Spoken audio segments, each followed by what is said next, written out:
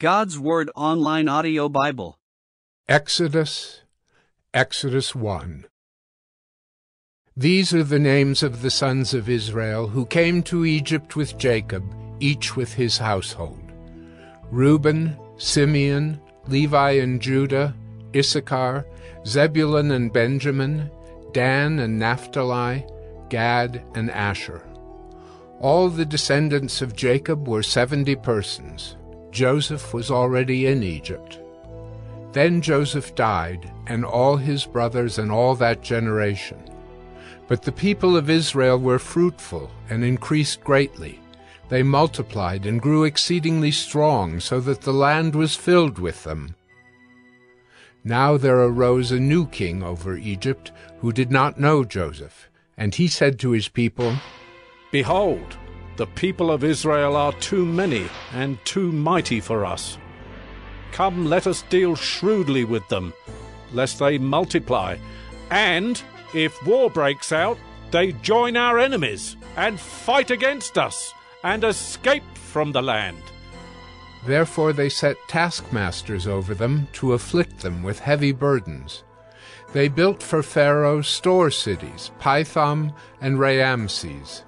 But the more they were oppressed, the more they multiplied, and the more they spread abroad. And the Egyptians were in dread of the people of Israel.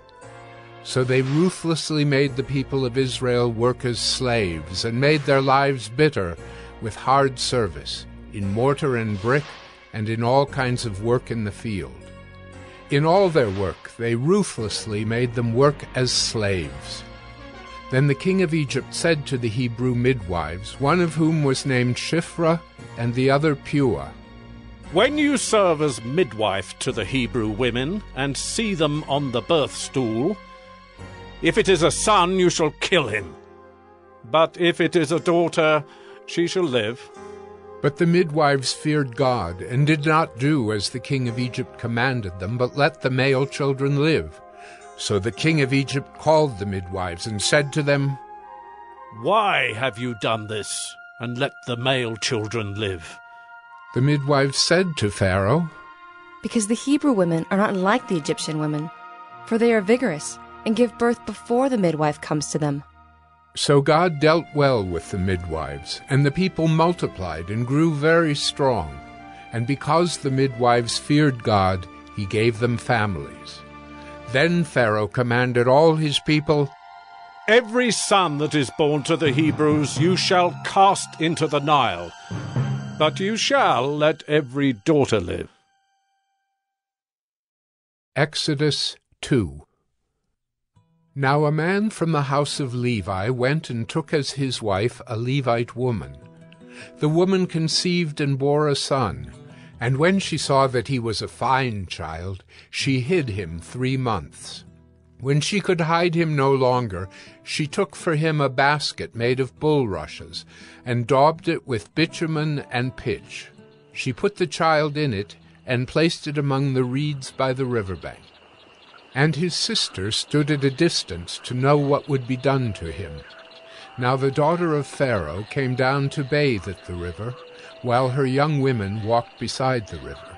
She saw the basket among the reeds, and sent her servant woman, and she took it. When she opened it, she saw the child, and behold, the baby was crying. She took pity on him, and said, "This is one of the Hebrews' children." Then his sister said to Pharaoh's daughter, "Shall I go and call you a nurse from the Hebrew women to nurse the child for you?" And Pharaoh's daughter said to her, "Go." So the girl went and called the child's mother. And Pharaoh's daughter said to her, "Take this child away and nurse him for me, and I will give you your wages." So the woman took the child and nursed him. When the child grew up, she brought him to Pharaoh's daughter, and he became her son. She named him Moses. "Because," she said, "I drew him out of the water."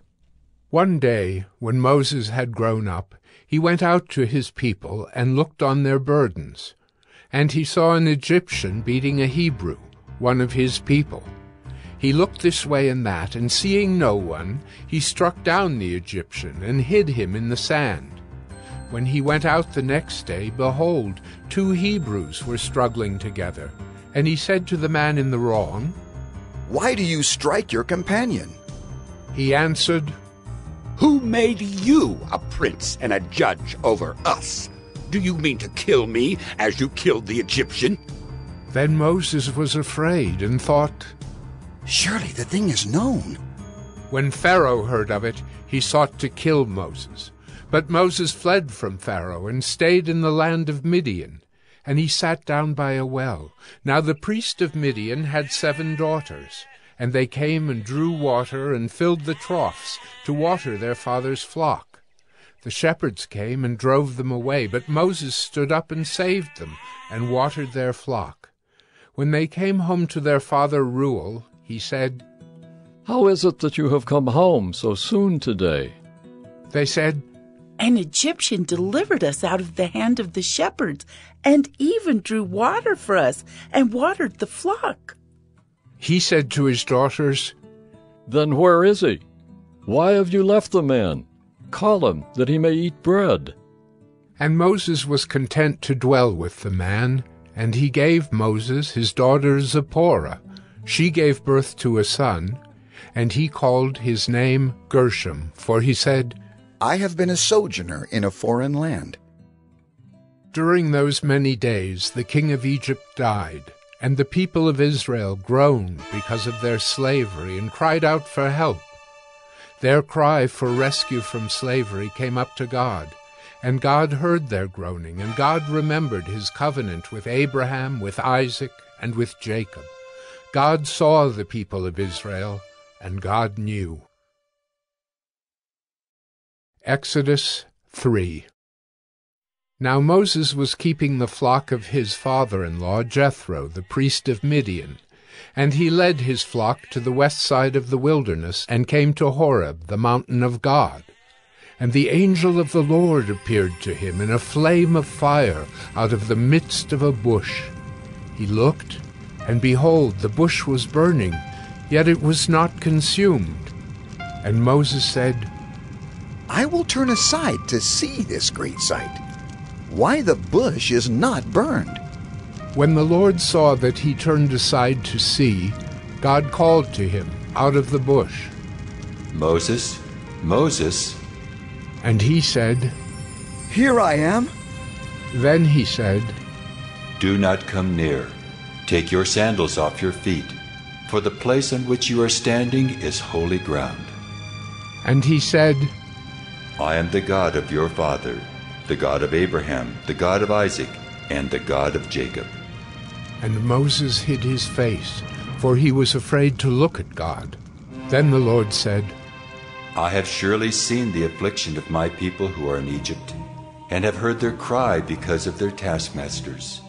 I know their sufferings, and I have come down to deliver them out of the hand of the Egyptians, and to bring them up out of that land to a good and broad land, a land flowing with milk and honey, to the place of the Canaanites, the Hittites, the Amorites, the Perizzites, the Hivites, and the Jebusites. And now, behold, the cry of the people of Israel has come to me, and I have also seen the oppression with which the Egyptians oppress them. Come, I will send you to Pharaoh, that you may bring my people, the children of Israel, out of Egypt. But Moses said to God, Who am I that I should go to Pharaoh and bring the children of Israel out of Egypt? He said, But I will be with you, and this shall be the sign for you that I have sent you. When you have brought the people out of Egypt, you shall serve God on this mountain. Then Moses said to God, If I come to the people of Israel and say to them, The God of your fathers has sent me to you, and they ask me, What is his name? What shall I say to them? God said to Moses, I am who I am. And he said, Say this to the people of Israel, I am has sent me to you. God also said to Moses, Say this to the people of Israel, The Lord, the God of your fathers, the God of Abraham, the God of Isaac, and the God of Jacob has sent me to you. This is my name forever, and thus I am to be remembered throughout all generations. Go and gather the elders of Israel together and say to them, The Lord, the God of your fathers, the God of Abraham, of Isaac, and of Jacob, has appeared to me, saying, I have observed you and what has been done to you in Egypt, and I promise that I will bring you up out of the affliction of Egypt to the land of the Canaanites, the Hittites, the Amorites, the Perizzites, the Hivites, and the Jebusites, a land flowing with milk and honey. And they will listen to your voice, and you and the elders of Israel shall go to the king of Egypt and say to him, The Lord, the God of the Hebrews, has met with us. And now, please let us go a 3 days' journey into the wilderness, that we may sacrifice to the Lord our God. But I know that the king of Egypt will not let you go unless compelled by a mighty hand. So I will stretch out my hand and strike Egypt with all the wonders that I will do in it. After that he will let you go.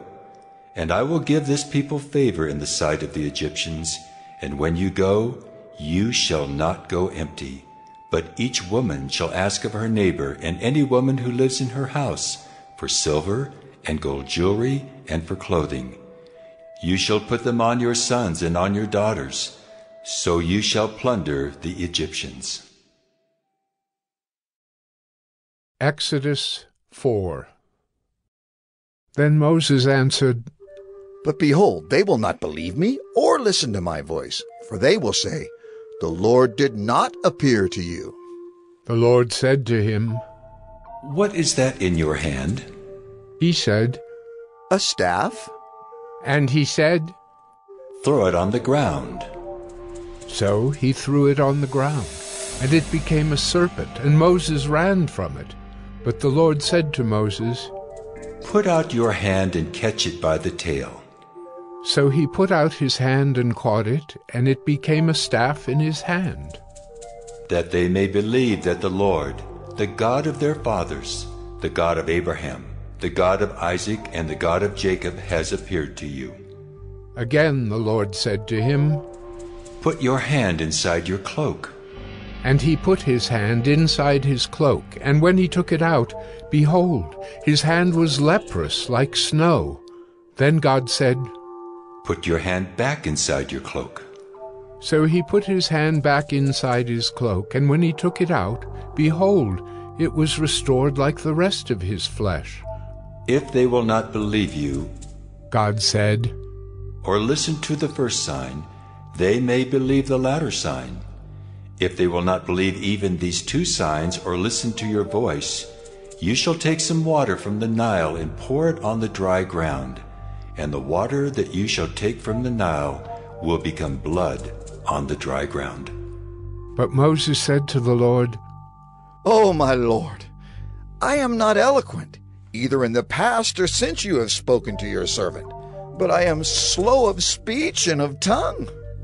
Then the Lord said to him, Who has made man's mouth? Who makes him mute or deaf, or seeing or blind? Is it not I, the Lord? Now therefore go, and I will be with your mouth and teach you what you shall speak. But he said, Oh, my Lord, please, send someone else. Then the anger of the Lord was kindled against Moses, and he said, Is there not Aaron your brother the Levite? I know that he can speak well. Behold, he is coming out to meet you, and when he sees you, he will be glad in his heart. You shall speak to him and put the words in his mouth, and I will be with your mouth and with his mouth, and will teach you both what to do. He shall speak for you to the people, and he shall be your mouth, and you shall be as God to him. And take in your hand the staff with which you shall do the signs. Moses went back to Jethro, his father-in-law, and said to him, Please, let me go back to my brothers in Egypt, to see whether they are still alive. And Jethro said to Moses, Go in peace. And the Lord said to Moses in Midian, Go back to Egypt, for all the men who were seeking your life are dead." So Moses took his wife and his sons, and had them ride on a donkey, and went back to the land of Egypt. And Moses took the staff of God in his hand, and the Lord said to Moses, "When you go back to Egypt, see that you do before Pharaoh all the miracles that I have put in your power. But I will harden his heart, so that he will not let the people go. Then you shall say to Pharaoh, 'Thus says the Lord, Israel is my firstborn son, and I say to you, let my son go that he may serve me. If you refuse to let him go, behold, I will kill your firstborn son.'" At a lodging place on the way, the Lord met him, and sought to put him to death. Then Zipporah took a flint, and cut off her son's foreskin, and touched Moses' feet with it, and said, "Surely you are a bridegroom of blood to me." So he let him alone. It was then that she said, "a bridegroom of blood," because of the circumcision. The Lord said to Aaron, "Go into the wilderness to meet Moses." So he went and met him at the mountain of God, and kissed him. And Moses told Aaron all the words of the Lord with which he had sent him to speak, and all the signs that he had commanded him to do. Then Moses and Aaron went and gathered together all the elders of the people of Israel. Aaron spoke all the words that the Lord had spoken to Moses, and did the signs in the sight of the people. And the people believed. And when they heard that the Lord had visited the people of Israel, and that he had seen their affliction, they bowed their heads and worshipped. Exodus 5. Afterward Moses and Aaron went and said to Pharaoh, "Thus says the Lord, the God of Israel, let my people go, that they may hold a feast to me in the wilderness." But Pharaoh said, "Who is the Lord that I should obey his voice and let Israel go? I do not know the Lord, and moreover, I will not let Israel go." Then they said, "The God of the Hebrews has met with us. Please let us go a 3 days' journey into the wilderness, that we may sacrifice to the Lord our God, lest he fall upon us with pestilence or with the sword." But the king of Egypt said to them, "Moses and Aaron, why do you take the people away from their work? Get back to your burdens." And Pharaoh said, "Behold, the people of the land are now many, and you make them rest from their burdens?" The same day Pharaoh commanded the taskmasters of the people and their foremen, "You shall no longer give the people straw to make bricks, as in the past. Let them go and gather straw for themselves. But the number of bricks that they made in the past you shall impose on them. You shall by no means reduce it, for they are idle. Therefore they cry, 'Let us go and offer sacrifice to our God.' Let heavier work be laid on the men, that they may labor at it and pay no regard to lying words." So the taskmasters and the foremen of the people went out and said to the people, "Thus says Pharaoh, I will not give you straw. Go and get your straw yourselves wherever you can find it, but your work will not be reduced in the least." So the people were scattered throughout all the land of Egypt to gather stubble for straw. The taskmasters were urgent, saying, "Complete your work, your daily task each day, as when there was straw." And the foremen of the people of Israel, whom Pharaoh's taskmasters had set over them, were beaten and were asked, "Why have you not done all your task of making bricks today and yesterday, as in the past?" Then the foreman of the people of Israel came and cried to Pharaoh, "Why do you treat your servants like this? No straw is given to your servants, yet they say to us, 'Make bricks!' And behold, your servants are beaten, but the fault is in your own people." But he said, "You are idle, you are idle. That is why you say, 'Let us go and sacrifice to the Lord.' Go now and work. No straw will be given you, but you must still deliver the same number of bricks. The foremen of the people of Israel saw that they were in trouble when they said, You shall by no means reduce your number of bricks, your daily task each day.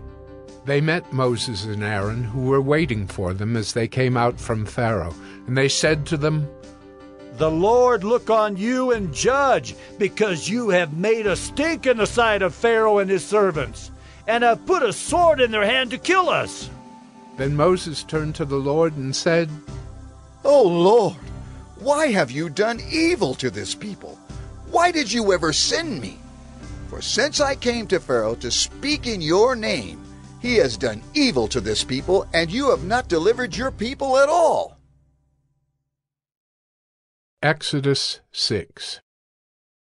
But the Lord said to Moses, Now you shall see what I will do to Pharaoh. For with a strong hand he will send them out, and with a strong hand he will drive them out of his land. God spoke to Moses and said to him, I am the Lord. I appeared to Abraham, to Isaac, and to Jacob as God Almighty. But by my name the Lord I did not make myself known to them. I also established my covenant with them to give them the land of Canaan, the land in which they lived as sojourners. Moreover, I have heard the groaning of the people of Israel, whom the Egyptians hold as slaves, and I have remembered my covenant.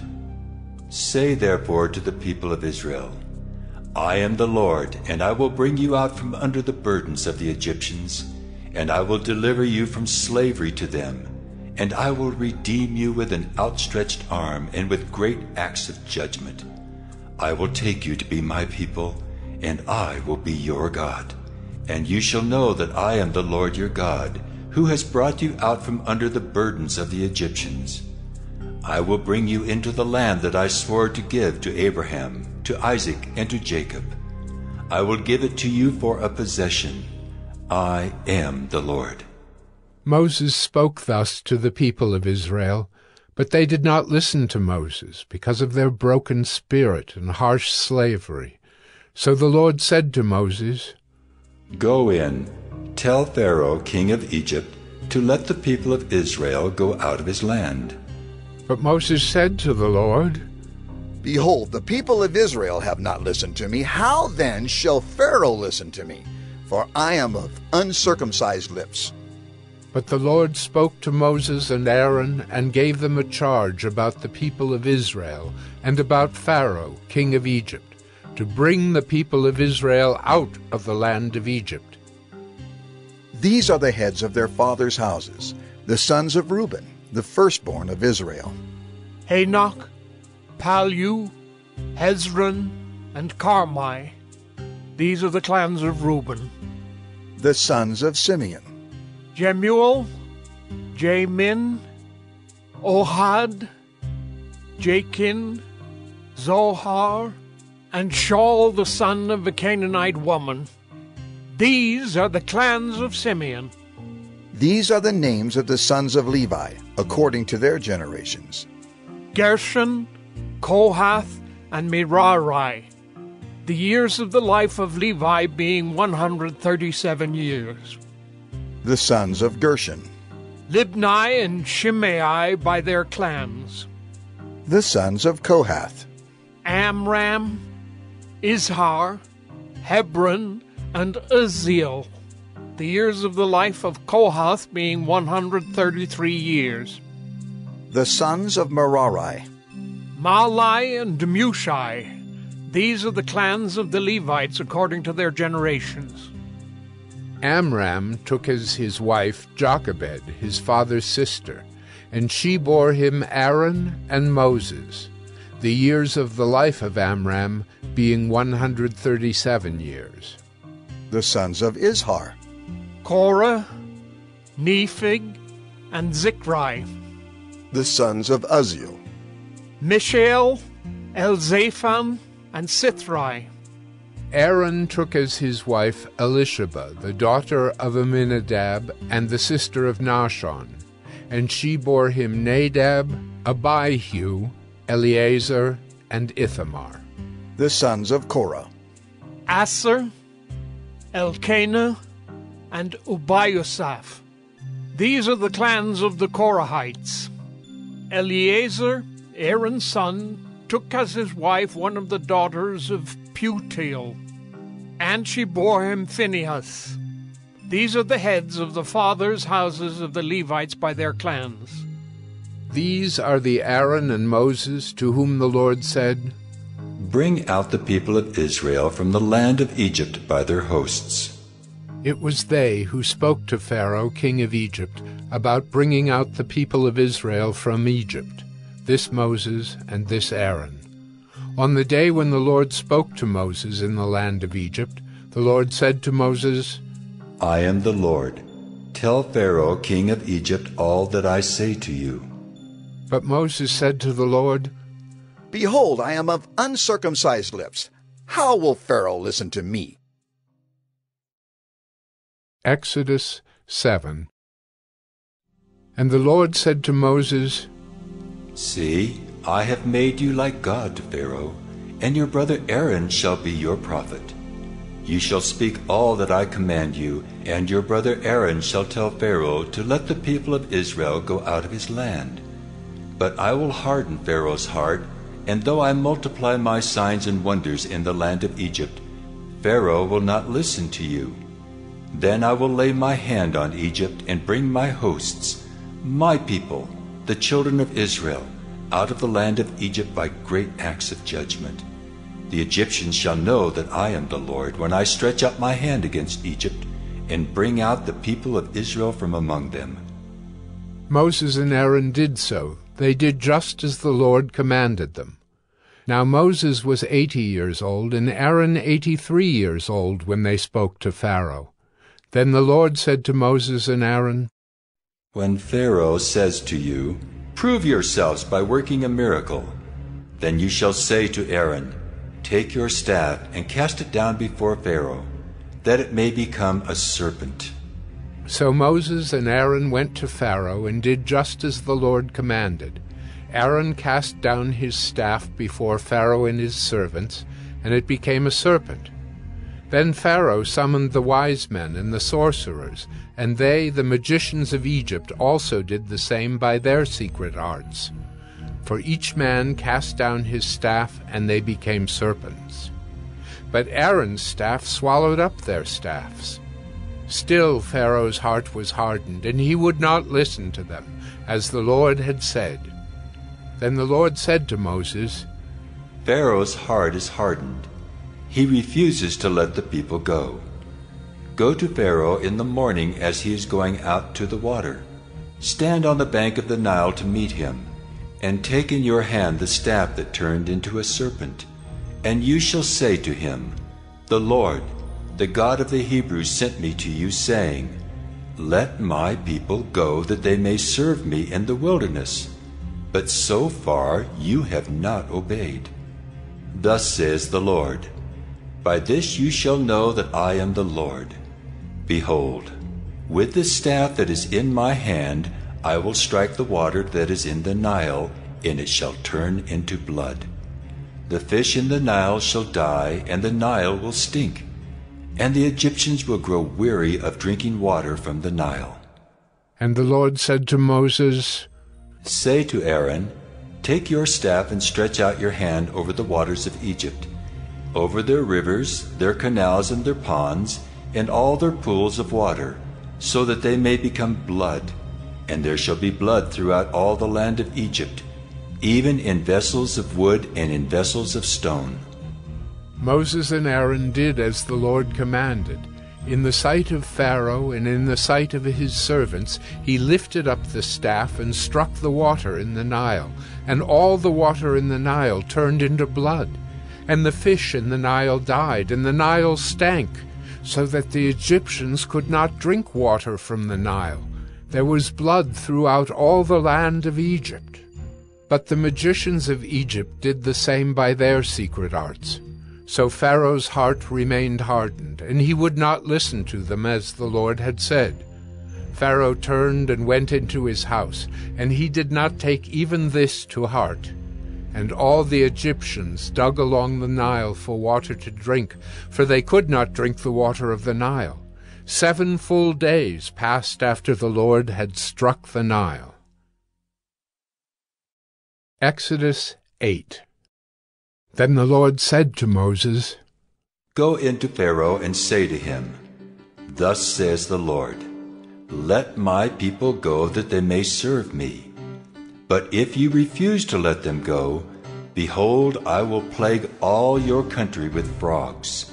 The Nile shall swarm with frogs that shall come up into your house, and into your bedroom, and on your bed, and into the houses of your servants and your people, and into your ovens and your kneading bowls. The frogs shall come up on you, and on your people, and on all your servants. And the Lord said to Moses, Say to Aaron, Stretch out your hand with your staff over the rivers, over the canals and over the pools, and make frogs come up on the land of Egypt. So Aaron stretched out his hand over the waters of Egypt, and the frogs came up and covered the land of Egypt. But the magicians did the same by their secret arts, and made frogs come up on the land of Egypt. Then Pharaoh called Moses and Aaron and said, Plead with the Lord to take away the frogs from me and from my people, and I will let the people go to sacrifice to the Lord. Moses said to Pharaoh, Be pleased to command me when I am to plead for you, and for your servants, and for your people, that the frogs be cut off from you and your houses, and be left only in the Nile. And he said, Tomorrow. Moses said, Be it as you say, so that you may know that there is no one like the Lord our God. The frogs shall go away from you, and your houses, and your servants, and your people. They shall be left only in the Nile. So Moses and Aaron went out from Pharaoh, and Moses cried to the Lord about the frogs, as he had agreed with Pharaoh. And the Lord did according to the word of Moses. The frogs died out in the houses, the courtyards, and the fields. And they gathered them together in heaps, and the land stank. But when Pharaoh saw that there was a respite, he hardened his heart, and would not listen to them, as the Lord had said. Then the Lord said to Moses, Say to Aaron, Stretch out your staff and strike the dust of the earth, so that it may become gnats in all the land of Egypt. And they did so. Aaron stretched out his hand with his staff, and struck the dust of the earth. And there were gnats on man and beast. All the dust of the earth became gnats in all the land of Egypt. The magicians tried by their secret arts to produce gnats, but they could not.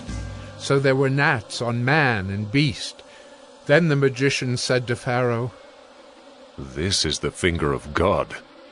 But Pharaoh's heart was hardened, and he would not listen to them, as the Lord had said.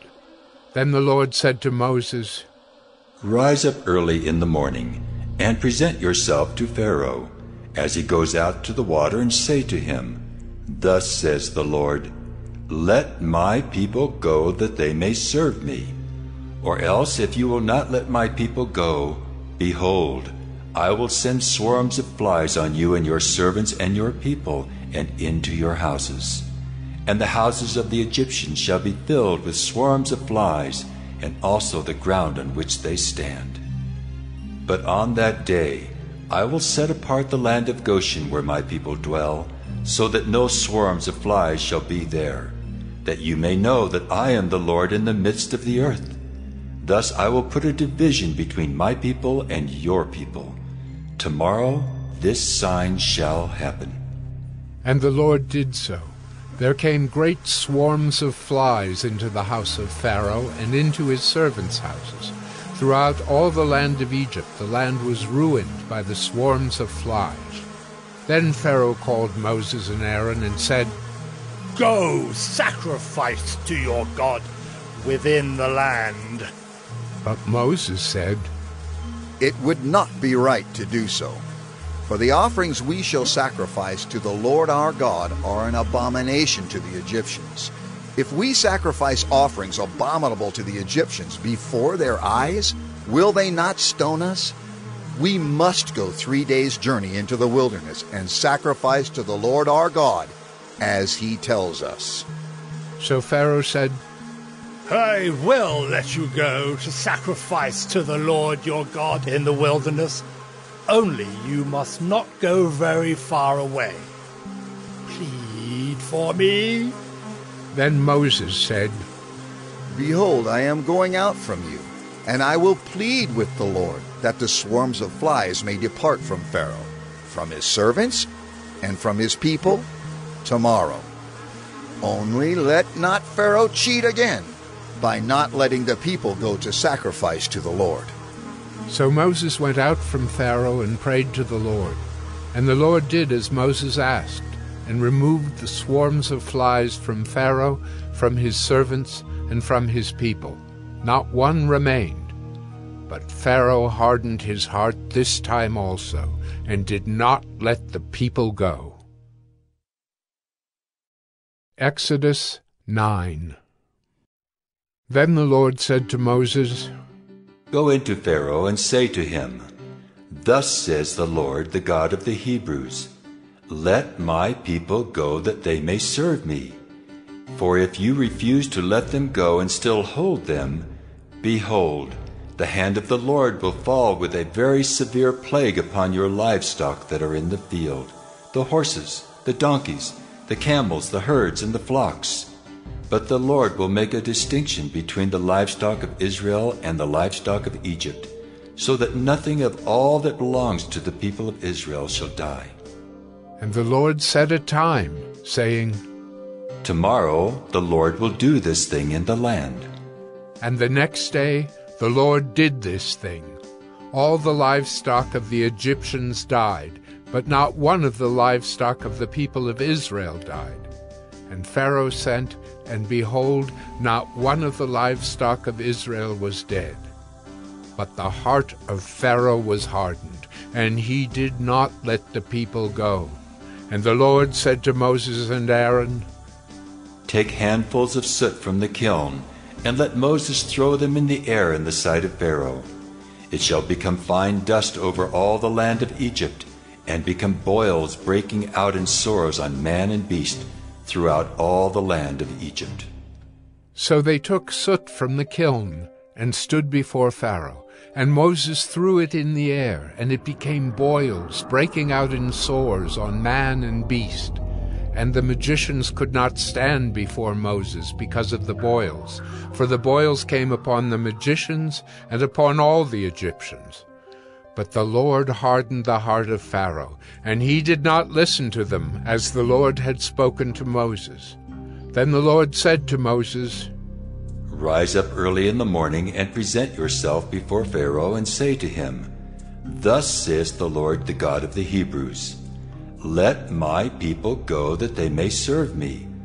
For this time I will send all my plagues on you yourself, and on your servants and your people, so that you may know that there is none like me in all the earth.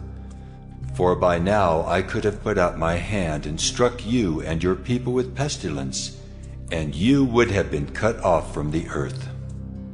But for this purpose I have raised you up, to show you my power, so that my name may be proclaimed in all the earth.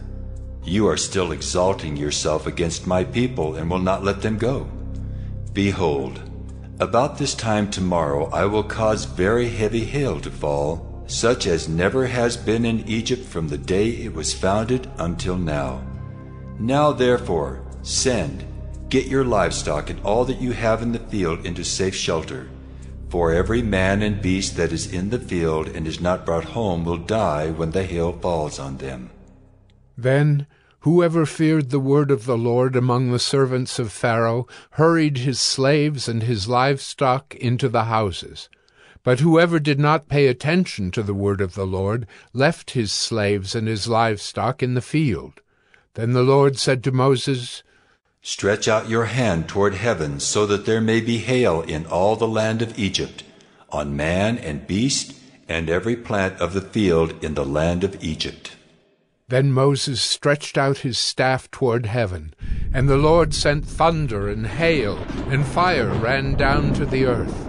And the Lord rained hail upon the land of Egypt. There was hail and fire flashing continually in the midst of the hail, very heavy hail, such as had never been in all the land of Egypt since it became a nation.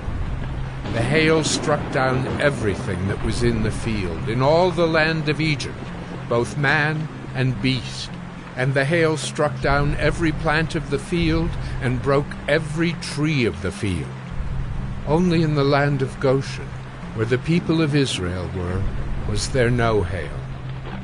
Then Pharaoh sent and called Moses and Aaron and said to them, This time I have sinned. The Lord is in the right, and I and my people are in the wrong. Plead with the Lord, for there has been enough of God's thunder and hail.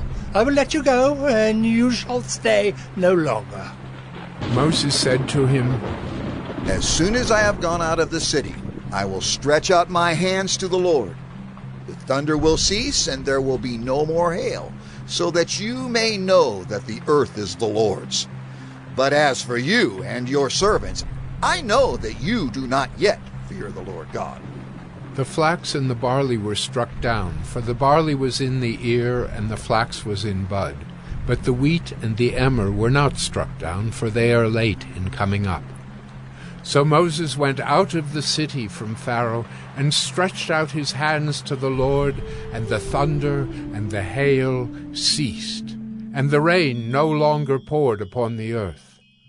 But when Pharaoh saw that the rain and the hail and the thunder had ceased, he sinned yet again and hardened his heart, he and his servants.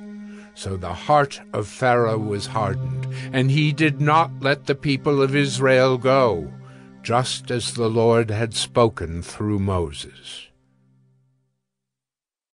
Exodus 10. Then the Lord said to Moses, Go into Pharaoh, for I have hardened his heart and the heart of his servants, that I may show these signs of mine among them, and that you may tell in the hearing of your son and of your grandson how I have dealt harshly with the Egyptians, and what signs I have done among them, that you may know that I am the Lord. So Moses and Aaron went into Pharaoh and said to him, Thus says the Lord, the God of the Hebrews, How long will you refuse to humble yourself before me? Let my people go, that they may serve me.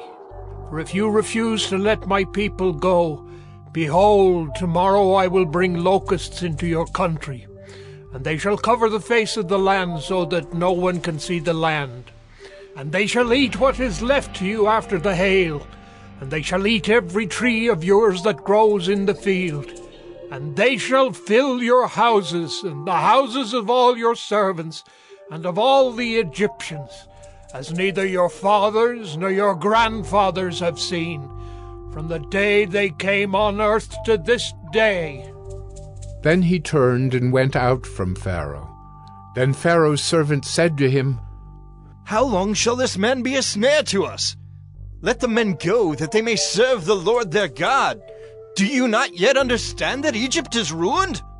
So Moses and Aaron were brought back to Pharaoh, and he said to them, Go serve the Lord your God. But which ones are to go? Moses said, We will go with our young and our old. We will go with our sons and daughters, and with our flocks and herds, for we must hold a feast to the Lord. But he said to them, The Lord be with you if ever I let you and your little ones go. Look, you have some evil purpose in mind. No. Go, the men among you, and serve the Lord, for that is what you are asking. And they were driven out from Pharaoh's presence. Then the Lord said to Moses, Stretch out your hand over the land of Egypt for the locusts, so that they may come upon the land of Egypt, and eat every plant in the land, all that the hail has left. So Moses stretched out his staff over the land of Egypt, and the Lord brought an east wind upon the land all that day and all that night. When it was morning, the east wind had brought the locusts. The locusts came up over all the land of Egypt, and settled on the whole country of Egypt, such a dense swarm of locusts as had never been before, nor ever will be again. They covered the face of the whole land, so that the land was darkened, and they ate all the plants in the land and all the fruit of the trees that the hail had left. Not a green thing remained, neither tree nor plant of the field, through all the land of Egypt. Then Pharaoh hastily called Moses and Aaron and said, I have sinned against the Lord your God and against you. Now therefore, forgive my sin, please, only this once, and plead with the Lord your God only to remove this death from me. So he went out from Pharaoh and pleaded with the Lord. And the Lord turned the wind into a very strong west wind, which lifted the locusts and drove them into the Red Sea. Not a single locust was left in all the country of Egypt. But the Lord hardened Pharaoh's heart, and he did not let the people of Israel go. Then the Lord said to Moses, Stretch out your hand toward heaven, that there may be darkness over the land of Egypt, a darkness to be felt. So Moses stretched out his hand toward heaven, and there was pitch darkness in all the land of Egypt 3 days. They did not see one another, nor did anyone rise from his place for 3 days. But all the people of Israel had light where they lived. Then Pharaoh called Moses and said, Go serve the Lord. Your little ones also may go with you, only let your flocks and your herds remain behind. But Moses said, You must also let us have sacrifices and burnt offerings, that we may sacrifice to the Lord our God. Our livestock also must go with us. Not a hoof shall be left behind, for we must take of them to serve the Lord our God. And we do not know with what we must serve the Lord until we arrive there. But the Lord hardened Pharaoh's heart, and he would not let them go. Then Pharaoh said to him, Get away from me! Take care never to see my face again, for on the day you see my face you shall die. Moses said, As you say, I will not see your face again. Exodus 11. The Lord said to Moses, Yet one plague more I will bring upon Pharaoh and upon Egypt. Afterward he will let you go from here. When he lets you go, he will drive you away completely. Speak now in the hearing of the people, that they ask every man of his neighbor and every woman of her neighbor for silver and gold jewelry. And the Lord gave the people favor in the sight of the Egyptians. Moreover, the man Moses was very great in the land of Egypt, in the sight of Pharaoh's servants, and in the sight of the people. So Moses said, Thus says the Lord, About midnight I will go out in the midst of Egypt, and every firstborn in the land of Egypt shall die, from the firstborn of Pharaoh who sits on his throne, even to the firstborn of the slave girl who is behind the handmill, and all the firstborn of the cattle. There shall be a great cry throughout all the land of Egypt, such as there has never been, nor ever will be again. But not a dog shall growl against any of the people of Israel, either man or beast, that you may know that the Lord makes a distinction between Egypt and Israel. And all these your servants shall come down to me and bow down to me, saying, Get out, you and all the people who follow you. And after that I will go out. And he went out from Pharaoh in hot anger. Then the Lord said to Moses, Pharaoh will not listen to you, that my wonders may be multiplied in the land of Egypt. Moses and Aaron did all these wonders before Pharaoh, and the Lord hardened Pharaoh's heart, and he did not let the people of Israel go out of his land. Exodus 12. The Lord said to Moses and Aaron in the land of Egypt, This month shall be for you the beginning of months. It shall be the first month of the year for you. Tell all the congregation of Israel that on the 10th day of this month, every man shall take a lamb according to their fathers' houses, a lamb for a household. And if the household is too small for a lamb, then he and his nearest neighbor shall take according to the number of persons. According to what each can eat, you shall make your count for the lamb. Your lamb shall be without blemish, a male a year old. You may take it from the sheep or from the goats, and you shall keep it until the 14th day of this month, when the whole assembly of the congregation of Israel shall kill their lambs at twilight. Then they shall take some of the blood and put it on the 2 doorposts and the lintel of the houses in which they eat it.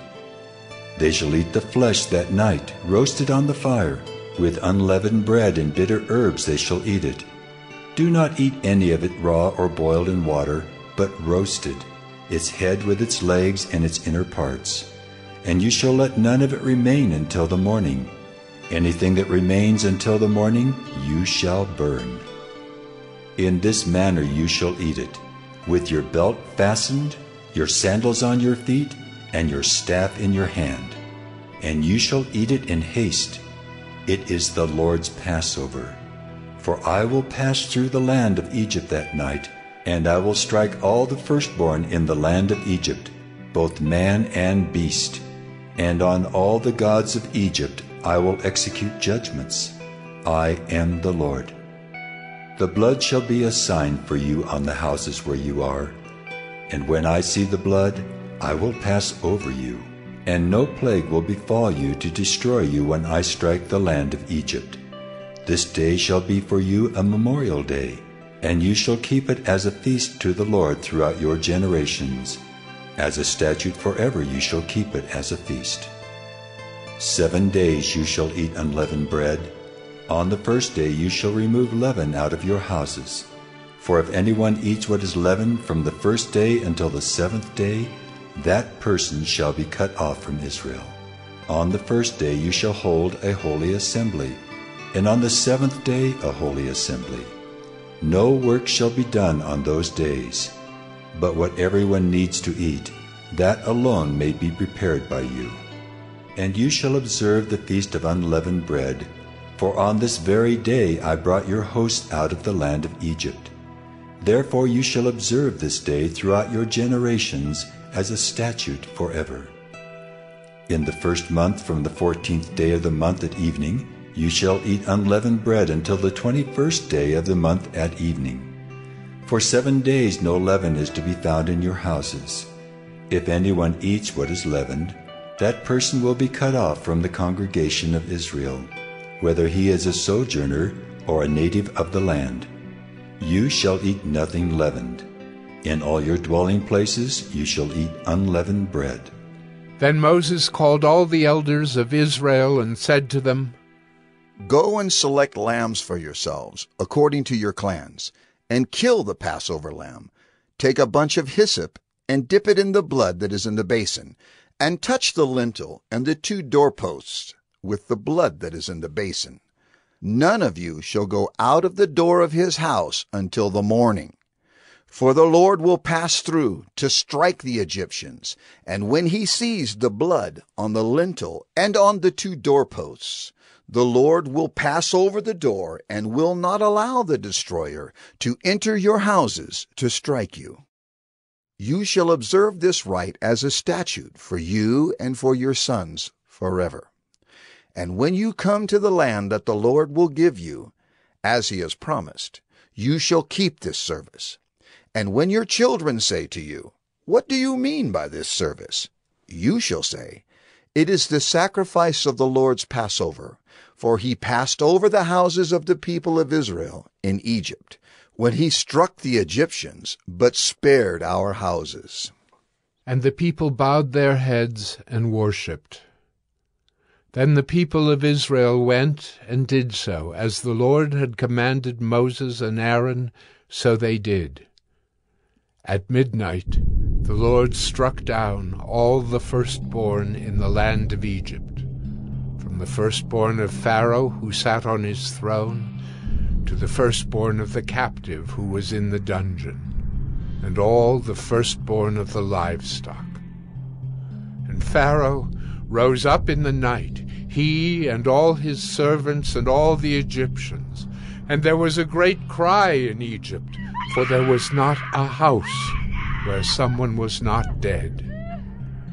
Then he summoned Moses and Aaron by night and said, Up, go out from among my people, both you and the people of Israel, and go, serve the Lord as you have said. Take your flocks and your herds, as you have said, and be gone, and bless me also. The Egyptians were urgent with the people to send them out of the land in haste, for they said, We shall all be dead. So the people took their dough before it was leavened, their kneading bowls being bound up in their cloaks on their shoulders. The people of Israel had also done as Moses told them, for they had asked the Egyptians for silver and gold jewelry and for clothing. And the Lord had given the people favor in the sight of the Egyptians, so that they let them have what they asked. Thus they plundered the Egyptians, and the people of Israel journeyed from Ramesses to Succoth, about 600,000 men on foot, besides women and children. A mixed multitude also went up with them, and very much livestock, both flocks and herds. And they baked unleavened cakes of the dough that they had brought out of Egypt, for it was not leavened, because they were thrust out of Egypt and could not wait, nor had they prepared any provisions for themselves. The time that the people of Israel lived in Egypt was 430 years. At the end of 430 years, on that very day, all the hosts of the Lord went out from the land of Egypt. It was a night of watching by the Lord, to bring them out of the land of Egypt. So this same night is a night of watching kept to the Lord by all the people of Israel throughout their generations. And the Lord said to Moses and Aaron, This is the statute of the Passover. No foreigner shall eat of it, but every slave that is bought for money may eat of it after you have circumcised him. No foreigner or hired servant may eat of it. It shall be eaten in one house. You shall not take any of the flesh outside the house, and you shall not break any of its bones. All the congregation of Israel shall keep it. If a stranger shall sojourn with you, and would keep the Passover to the Lord, let all his males be circumcised. Then he may come near and keep it. He shall be as a native of the land, but no uncircumcised person shall eat of it. There shall be one law for the native and for the stranger who sojourns among you. All the people of Israel did just as the Lord commanded Moses and Aaron. And on that very day the Lord brought the people of Israel out of the land of Egypt by their hosts. Exodus 13.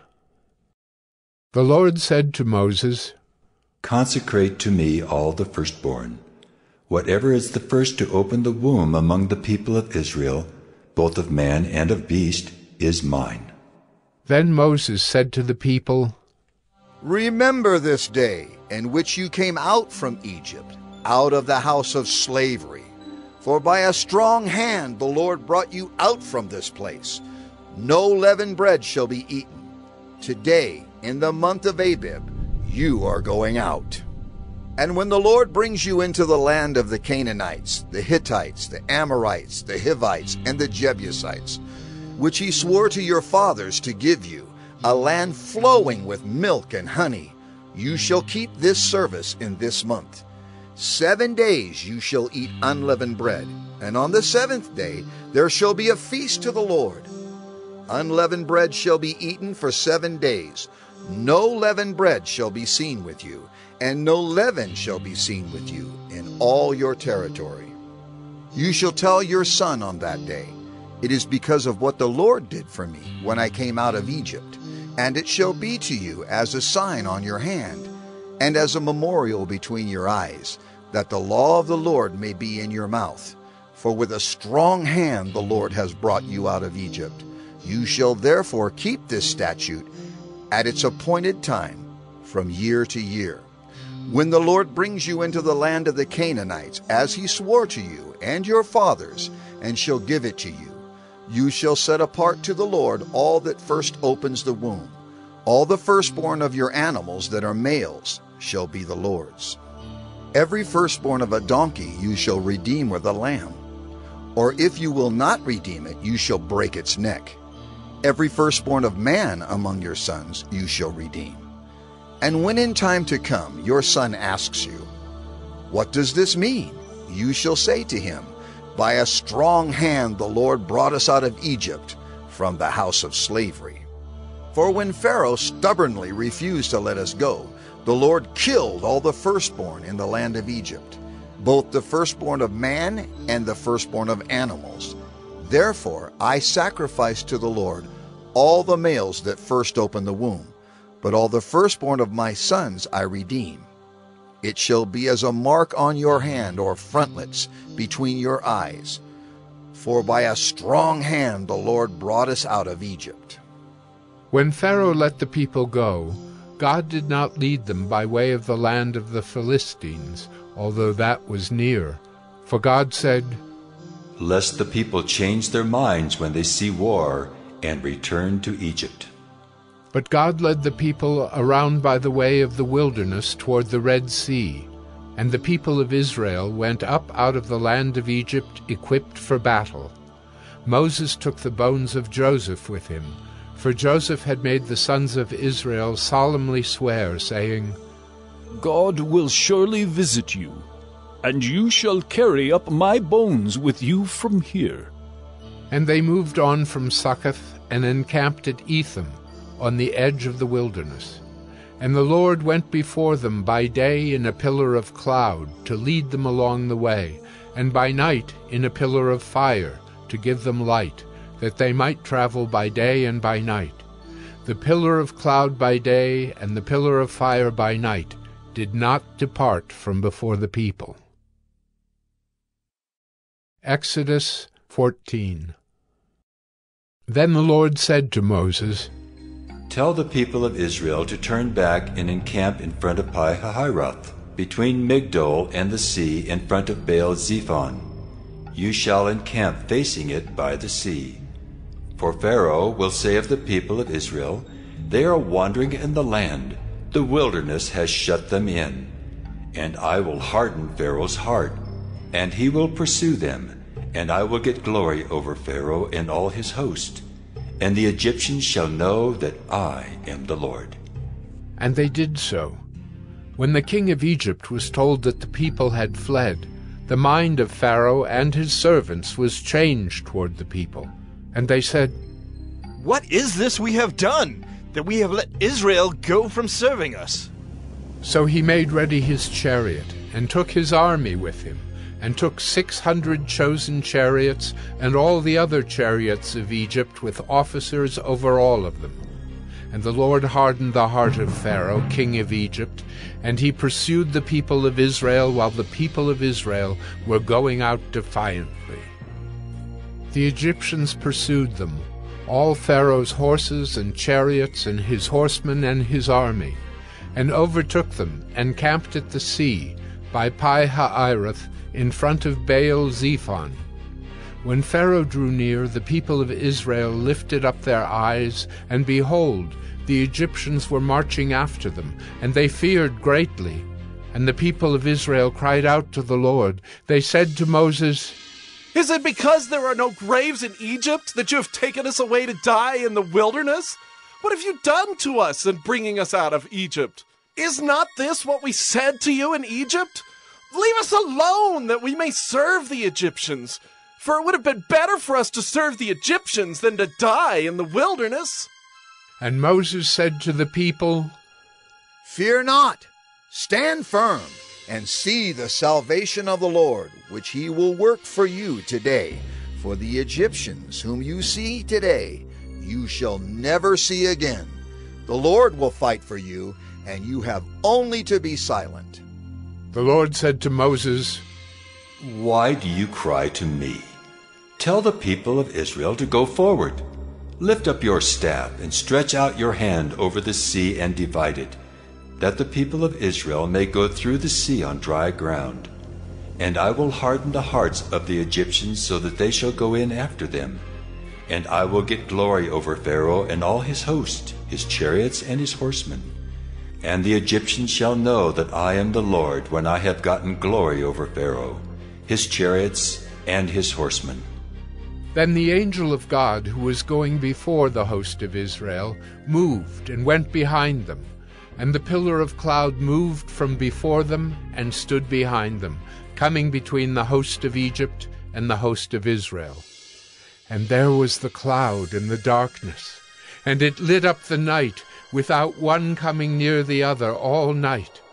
Then Moses stretched out his hand over the sea, and the Lord drove the sea back by a strong east wind all night, and made the sea dry land, and the waters were divided. And the people of Israel went into the midst of the sea on dry ground, the waters being a wall to them on their right hand and on their left. The Egyptians pursued, and went in after them into the midst of the sea, all Pharaoh's horses, his chariots, and his horsemen. And in the morning watch the Lord in the pillar of fire and of cloud looked down on the Egyptian forces, and threw the Egyptian forces into a panic, clogging their chariot wheels so that they drove heavily. And the Egyptians said, "Let us flee from before Israel, for the Lord fights for them against the Egyptians." Then the Lord said to Moses, Stretch out your hand over the sea, that the water may come back upon the Egyptians, upon their chariots and upon their horsemen. So Moses stretched out his hand over the sea, and the sea returned to its normal course when the morning appeared. And as the Egyptians fled into it, the Lord threw the Egyptians into the midst of the sea. The waters returned and covered the chariots and the horsemen. Of all the host of Pharaoh that had followed them into the sea, not one of them remained. But the people of Israel walked on dry ground through the sea, the waters being a wall to them on their right hand and on their left. Thus the Lord saved Israel that day from the hand of the Egyptians, and Israel saw the Egyptians dead on the seashore. Israel saw the great power that the Lord used against the Egyptians. So the people feared the Lord, and they believed in the Lord and in his servant Moses. Exodus 15.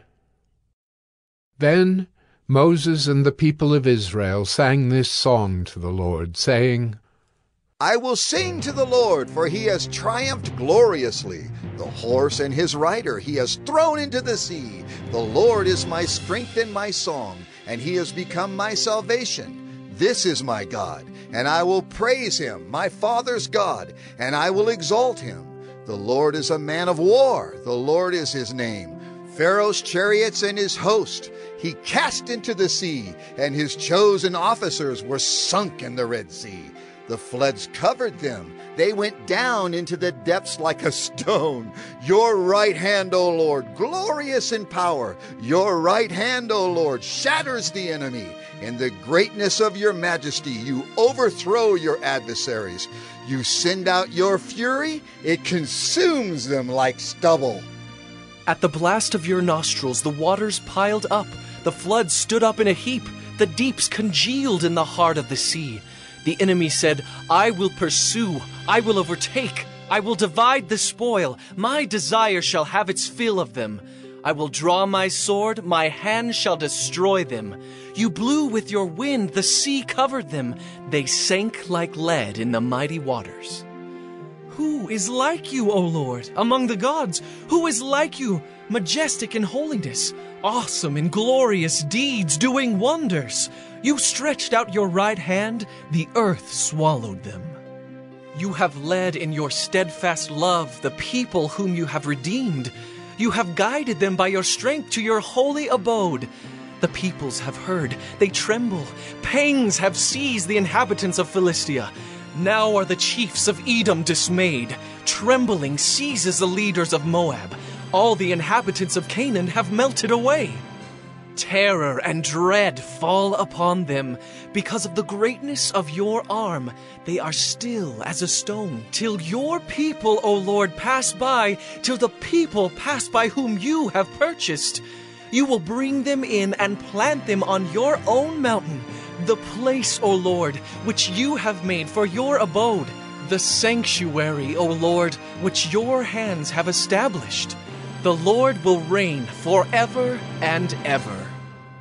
For when the horses of Pharaoh with his chariots and his horsemen went into the sea, the Lord brought back the waters of the sea upon them. But the people of Israel walked on dry ground in the midst of the sea. Then Miriam the prophetess, the sister of Aaron, took a tambourine in her hand, and all the women went out after her with tambourines and dancing. And Miriam sang to them, "Sing to the Lord, for he has triumphed gloriously. The horse and his rider he has thrown into the sea." Then Moses made Israel set out from the Red Sea, and they went into the wilderness of Shur. They went 3 days in the wilderness, and found no water. When they came to Marah, they could not drink the water of Marah, because it was bitter, and therefore it was named Marah. And the people grumbled against Moses, saying, "What shall we drink?" And he cried to the Lord, and the Lord showed him a log, and he threw it into the water, and the water became sweet.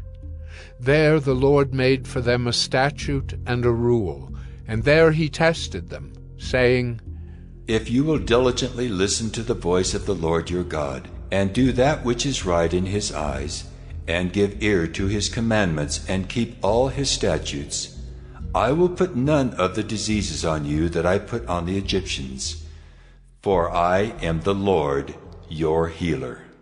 Then they came to Elim, where there were 12 springs of water and 70 palm trees, and they encamped there by the water. Exodus 16. They set out from Elim, and all the congregation of the people of Israel came to the wilderness of Sin, which is between Elim and Sinai, on the 15th day of the 2nd month after they had departed from the land of Egypt. And the whole congregation of the people of Israel grumbled against Moses and Aaron in the wilderness. And the people of Israel said to them, Would that we had died by the hand of the Lord in the land of Egypt, when we sat by the meat pots and ate bread to the full. For you have brought us up into this wilderness to kill this whole assembly with hunger. Then the Lord said to Moses, Behold, I am about to rain bread from heaven for you, and the people shall go out and gather a day's portion every day, that I may test them, whether they will walk in my law or not. On the 6th day, when they prepare what they bring in, it will be twice as much as they gather daily. So Moses and Aaron said to all the people of Israel, At evening you shall know that it was the Lord who brought you out of the land of Egypt. And in the morning you shall see the glory of the Lord, because he has heard your grumbling against the Lord. For what are we that you grumble against us? And Moses said, When the Lord gives you in the evening meat to eat, and in the morning bread to the full, because the Lord has heard your grumbling that you grumbled against him, what are we? Your grumbling is not against us, but against the Lord. Then Moses said to Aaron, Say to the whole congregation of the people of Israel, Come near before the Lord, for he has heard your grumbling. And as soon as Aaron spoke to the whole congregation of the people of Israel, they looked toward the wilderness. And behold, the glory of the Lord appeared in the cloud. And the Lord said to Moses, I have heard the grumbling of the people of Israel.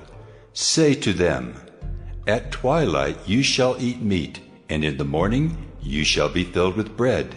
Then you shall know that I am the Lord your God. In the evening quail came up and covered the camp, and in the morning dew lay around the camp. And when the dew had gone up, there was on the face of the wilderness a fine flake-like thing, fine as frost on the ground. When the people of Israel saw it, they said to one another, "What is it?" For they did not know what it was. And Moses said to them, "It is the bread that the Lord has given you to eat. This is what the Lord has commanded.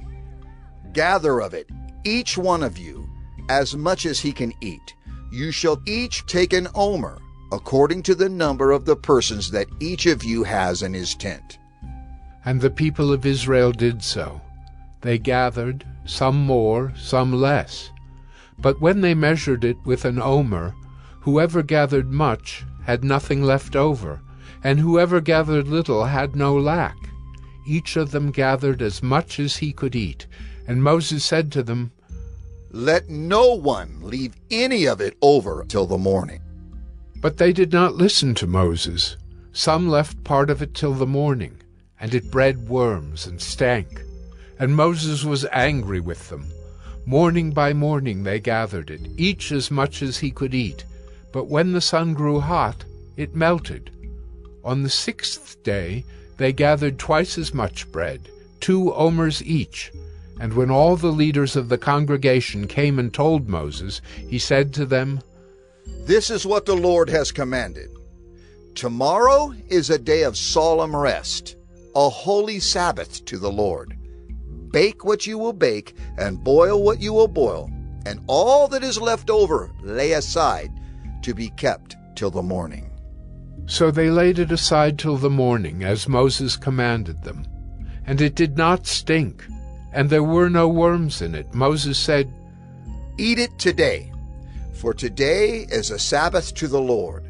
Today you will not find it in the field. 6 days you shall gather it, but on the 7th day, which is a Sabbath, there will be none."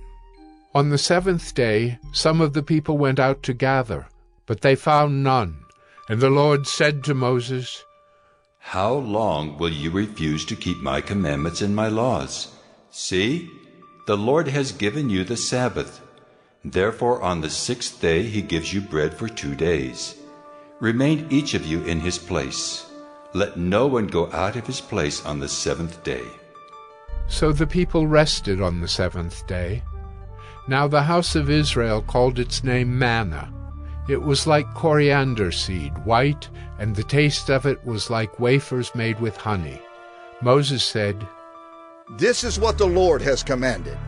Let an omer of it be kept throughout your generations, so that they may see the bread with which I fed you in the wilderness, when I brought you out of the land of Egypt." And Moses said to Aaron, "Take a jar and put an omer of manna in it, and place it before the Lord to be kept throughout your generations." As the Lord commanded Moses, so Aaron placed it before the testimony to be kept. The people of Israel ate the manna 40 years, till they came to a habitable land. They ate the manna till they came to the border of the land of Canaan. An omer is the 10th part of an ephah. Exodus 17. All the congregation of the people of Israel moved on from the wilderness of Sin by stages, according to the commandment of the Lord, and camped at Rephidim. But there was no water for the people to drink. Therefore the people quarreled with Moses and said, "Give us water to drink." And Moses said to them, "Why do you quarrel with me? Why do you test the Lord?" But the people thirsted there for water, and the people grumbled against Moses and said, "Why did you bring us up out of Egypt to kill us and our children and our livestock with thirst?" So Moses cried to the Lord, "What shall I do with this people? They are almost ready to stone me." And the Lord said to Moses, "Pass on before the people, taking with you some of the elders of Israel, and take in your hand the staff with which you struck the Nile, and go. Behold, I will stand before you there on the rock at Horeb, and you shall strike the rock, and water shall come out of it, and the people will drink." And Moses did so in the sight of the elders of Israel. And he called the name of the place Massah and Meribah, because of the quarreling of the people of Israel, and because they tested the Lord by saying, Is the Lord among us or not? Then Amalek came and fought with Israel at Rephidim. So Moses said to Joshua, Choose for us men, and go out and fight with Amalek. Tomorrow I will stand on the top of the hill with the staff of God in my hand. So Joshua did as Moses told him, and fought with Amalek, while Moses, Aaron, and Hur went up to the top of the hill. Whenever Moses held up his hand, Israel prevailed, and whenever he lowered his hand, Amalek prevailed. But Moses' hands grew weary, so they took a stone and put it under him, and he sat on it, while Aaron and Hur held up his hands, one on one side and the other on the other side. So his hands were steady until the going down of the sun. And Joshua overwhelmed Amalek and his people with the sword. Then the Lord said to Moses, Write this as a memorial in a book and recite it in the ears of Joshua, that I will utterly blot out the memory of Amalek from under heaven. And Moses built an altar, and called the name of it, The Lord is my banner, saying, A hand upon the throne of the Lord. The Lord will have war with Amalek from generation to generation. Exodus 18. Jethro, the priest of Midian, Moses' father-in-law, heard of all that God had done for Moses and for Israel his people, how the Lord had brought Israel out of Egypt. Now Jethro, Moses' father-in-law, had taken Zipporah, Moses' wife, after he had sent her home, along with her 2 sons. The name of the one was Gershom, for he said, I have been a sojourner in a foreign land. And the name of the other, Eliezer, for he said, The God of my father was my help, and delivered me from the sword of Pharaoh. Jethro, Moses' father-in-law, came with his sons and his wife to Moses in the wilderness, where he was encamped at the mountain of God. And when he sent word to Moses, I, your father-in-law Jethro, am coming to you with your wife and her 2 sons with her. Moses went out to meet his father-in-law, and bowed down and kissed him. And they asked each other of their welfare, and went into the tent. Then Moses told his father-in-law all that the Lord had done to Pharaoh and to the Egyptians for Israel's sake, all the hardship that had come upon them in the way, and how the Lord had delivered them. And Jethro rejoiced for all the good that the Lord had done to Israel, in that he had delivered them out of the hand of the Egyptians. Jethro said, Blessed be the Lord, who has delivered you out of the hand of the Egyptians and out of the hand of Pharaoh, and has delivered the people from under the hand of the Egyptians. Now I know that the Lord is greater than all gods, because in this affair they dealt arrogantly with the people. And Jethro, Moses' father-in-law, brought a burnt offering and sacrifices to God. And Aaron came with all the elders of Israel to eat bread with Moses' father-in-law before God. The next day Moses sat to judge the people, and the people stood around Moses from morning till evening.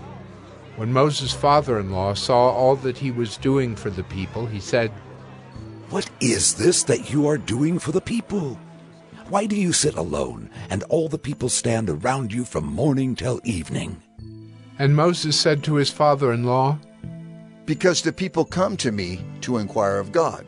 When they have a dispute, they come to me, and I decide between one person and another, and I make them know the statutes of God and his laws. Moses' father-in-law said to him, What you are doing is not good. You and the people with you will certainly wear yourselves out, for the thing is too heavy for you. You are not able to do it alone. Now obey my voice. I will give you advice, and God be with you. You shall represent the people before God, and bring their cases to God. And you shall warn them about the statutes and the laws, and make them know the way in which they must walk, and what they must do. Moreover, look for able men from all the people, men who fear God, who are trustworthy and hate a bribe, and place such men over the people as chiefs of thousands, of hundreds, of fifties, and of tens, and let them judge the people at all times. Every great matter they shall bring to you, but any small matter they shall decide themselves. So it will be easier for you, and they will bear the burden with you. If you do this, God will direct you. You will be able to endure, and all this people also will go to their place in peace. So Moses listened to the voice of his father-in-law and did all that he had said. Moses chose able men out of all Israel and made them heads over the people, chiefs of thousands, of hundreds, of fifties, and of tens. And they judged the people at all times. Any hard case they brought to Moses, but any small matter they decided themselves. Then Moses let his father-in-law depart, and he went away to his own country. Exodus 19. On the 3rd new moon, after the people of Israel had gone out of the land of Egypt, on that day they came into the wilderness of Sinai. They set out from Rephidim and came into the wilderness of Sinai, and they encamped in the wilderness. There Israel encamped before the mountain, while Moses went up to God. The Lord called to him out of the mountain, saying, Thus you shall say to the house of Jacob, and tell the people of Israel, You yourselves have seen what I did to the Egyptians, and how I bore you on eagle's wings, and brought you to myself. Now, therefore, if you will indeed obey my voice and keep my covenant, you shall be my treasured possession among all peoples. For all the earth is mine, and you shall be to me a kingdom of priests and a holy nation. These are the words that you shall speak to the people of Israel. So Moses came and called the elders of the people, and set before them all these words that the Lord had commanded him. All the people answered together and said, All that the Lord has spoken we will do. And Moses reported the words of the people to the Lord. And the Lord said to Moses, Behold, I am coming to you in a thick cloud, that the people may hear when I speak with you, and may also believe you forever. When Moses told the words of the people to the Lord said to Moses, Go to the people and consecrate them today and tomorrow, and let them wash their garments and be ready for the 3rd day. For on the 3rd day the Lord will come down on Mount Sinai in the sight of all the people. And you shall set limits for the people all around, saying, Take care not to go up into the mountain or touch the edge of it. Whoever touches the mountain shall be put to death. No hand shall touch him, but he shall be stoned or shot. Whether beast or man, he shall not live. When the trumpet sounds a long blast, they shall come up to the mountain. So Moses went down from the mountain to the people, and consecrated the people, and they washed their garments. And he said to the people, Be ready for the 3rd day. Do not go near a woman. On the morning of the 3rd day there were thunders and lightnings, and a thick cloud on the mountain, and a very loud trumpet blast, so that all the people in the camp trembled. Then Moses brought the people out of the camp to meet God, and they took their stand at the foot of the mountain. Now Mount Sinai was wrapped in smoke, because the Lord had descended on it in fire.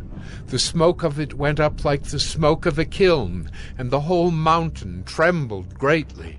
And as the sound of the trumpet grew louder and louder, Moses spoke, and God answered him in thunder. The Lord came down on Mount Sinai to the top of the mountain. And the Lord called Moses to the top of the mountain, and Moses went up. And the Lord said to Moses, Go down and warn the people, lest they break through to the Lord to look, and many of them perish. Also let the priests who come near to the Lord consecrate themselves, lest the Lord break out against them.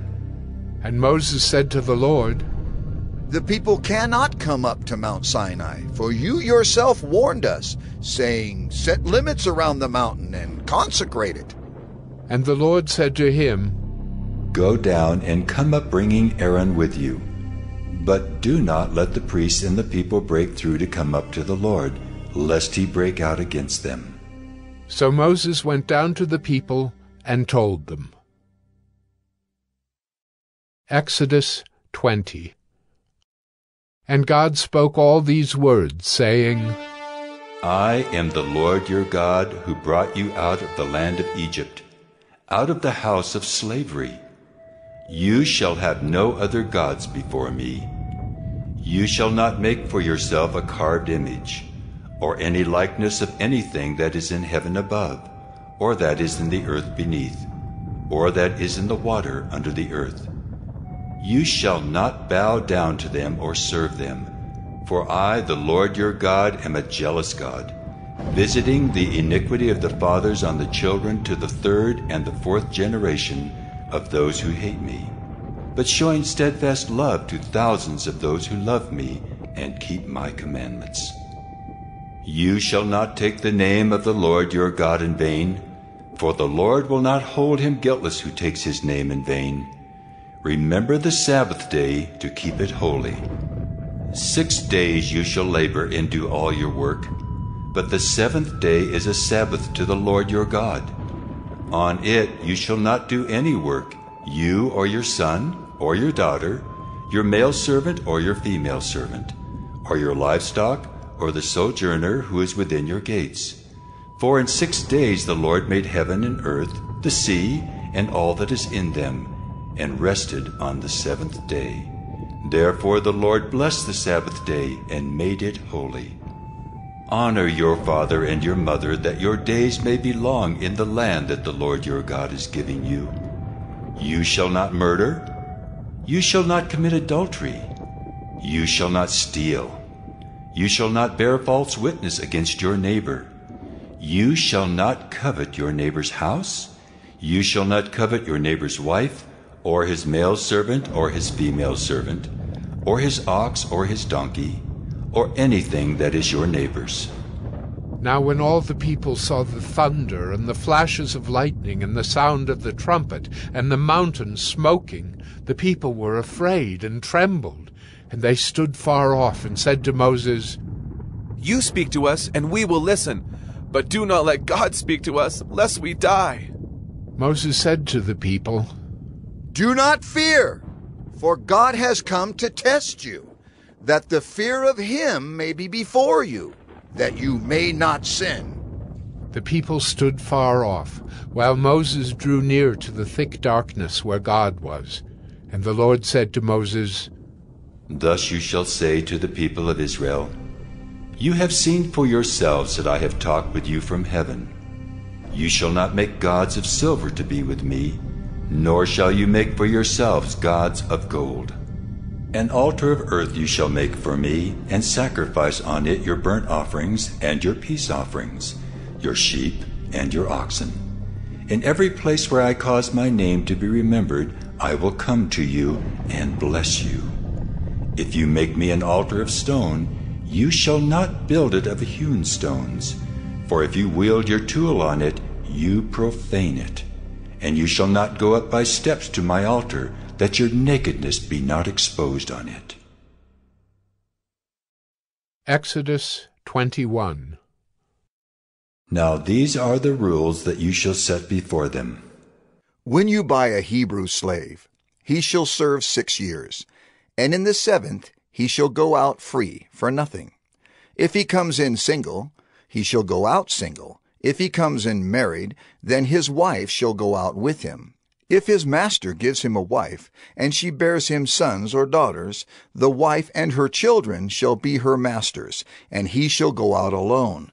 But if the slave plainly says, I love my master, my wife, and my children, I will not go out free, then his master shall bring him to God, and he shall bring him to the door or the doorpost, and his master shall bore his ear through with an awl, and he shall be his slave forever. When a man sells his daughter as a slave, she shall not go out as the male slaves do. If she does not please her master, who has designated her for himself, then he shall let her be redeemed. He shall have no right to sell her to a foreign people, since he has broken faith with her. If he designates her for his son, he shall deal with her as with a daughter. If he takes another wife to himself, he shall not diminish her food, her clothing, or her marital rights. And if he does not do these 3 things for her, she shall go out for nothing, without payment of money.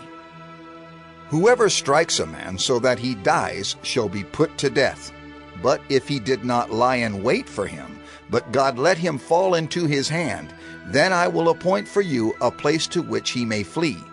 But if a man willfully attacks another to kill him by cunning, you shall take him from my altar, that he may die. Whoever strikes his father or his mother shall be put to death. Whoever steals a man and sells him, and anyone found in possession of him, shall be put to death. Whoever curses his father or his mother shall be put to death. When men quarrel, and one strikes the other with a stone or with his fist, and the man does not die but takes to his bed, then if the man rises again and walks outdoors with his staff, he who struck him shall be clear. Only he shall pay for the loss of his time, and shall have him thoroughly healed. When a man strikes his slave, male or female, with a rod, and the slave dies under his hand, he shall be avenged. But if the slave survives a day or 2, he is not to be avenged, for the slave is his money.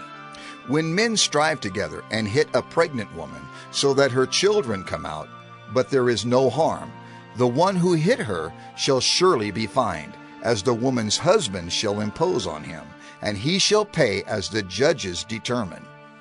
But if there is harm, then you shall pay life for life, eye for eye, tooth for tooth, hand for hand, foot for foot, burn for burn, wound for wound, stripe for stripe.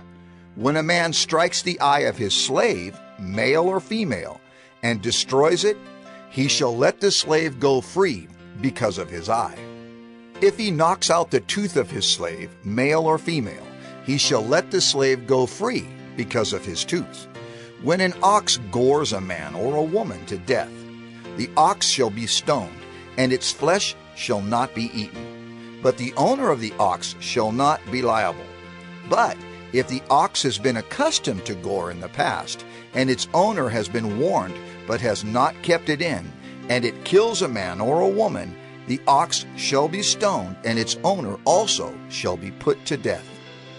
If a ransom is imposed on him, then he shall give for the redemption of his life whatever is imposed on him.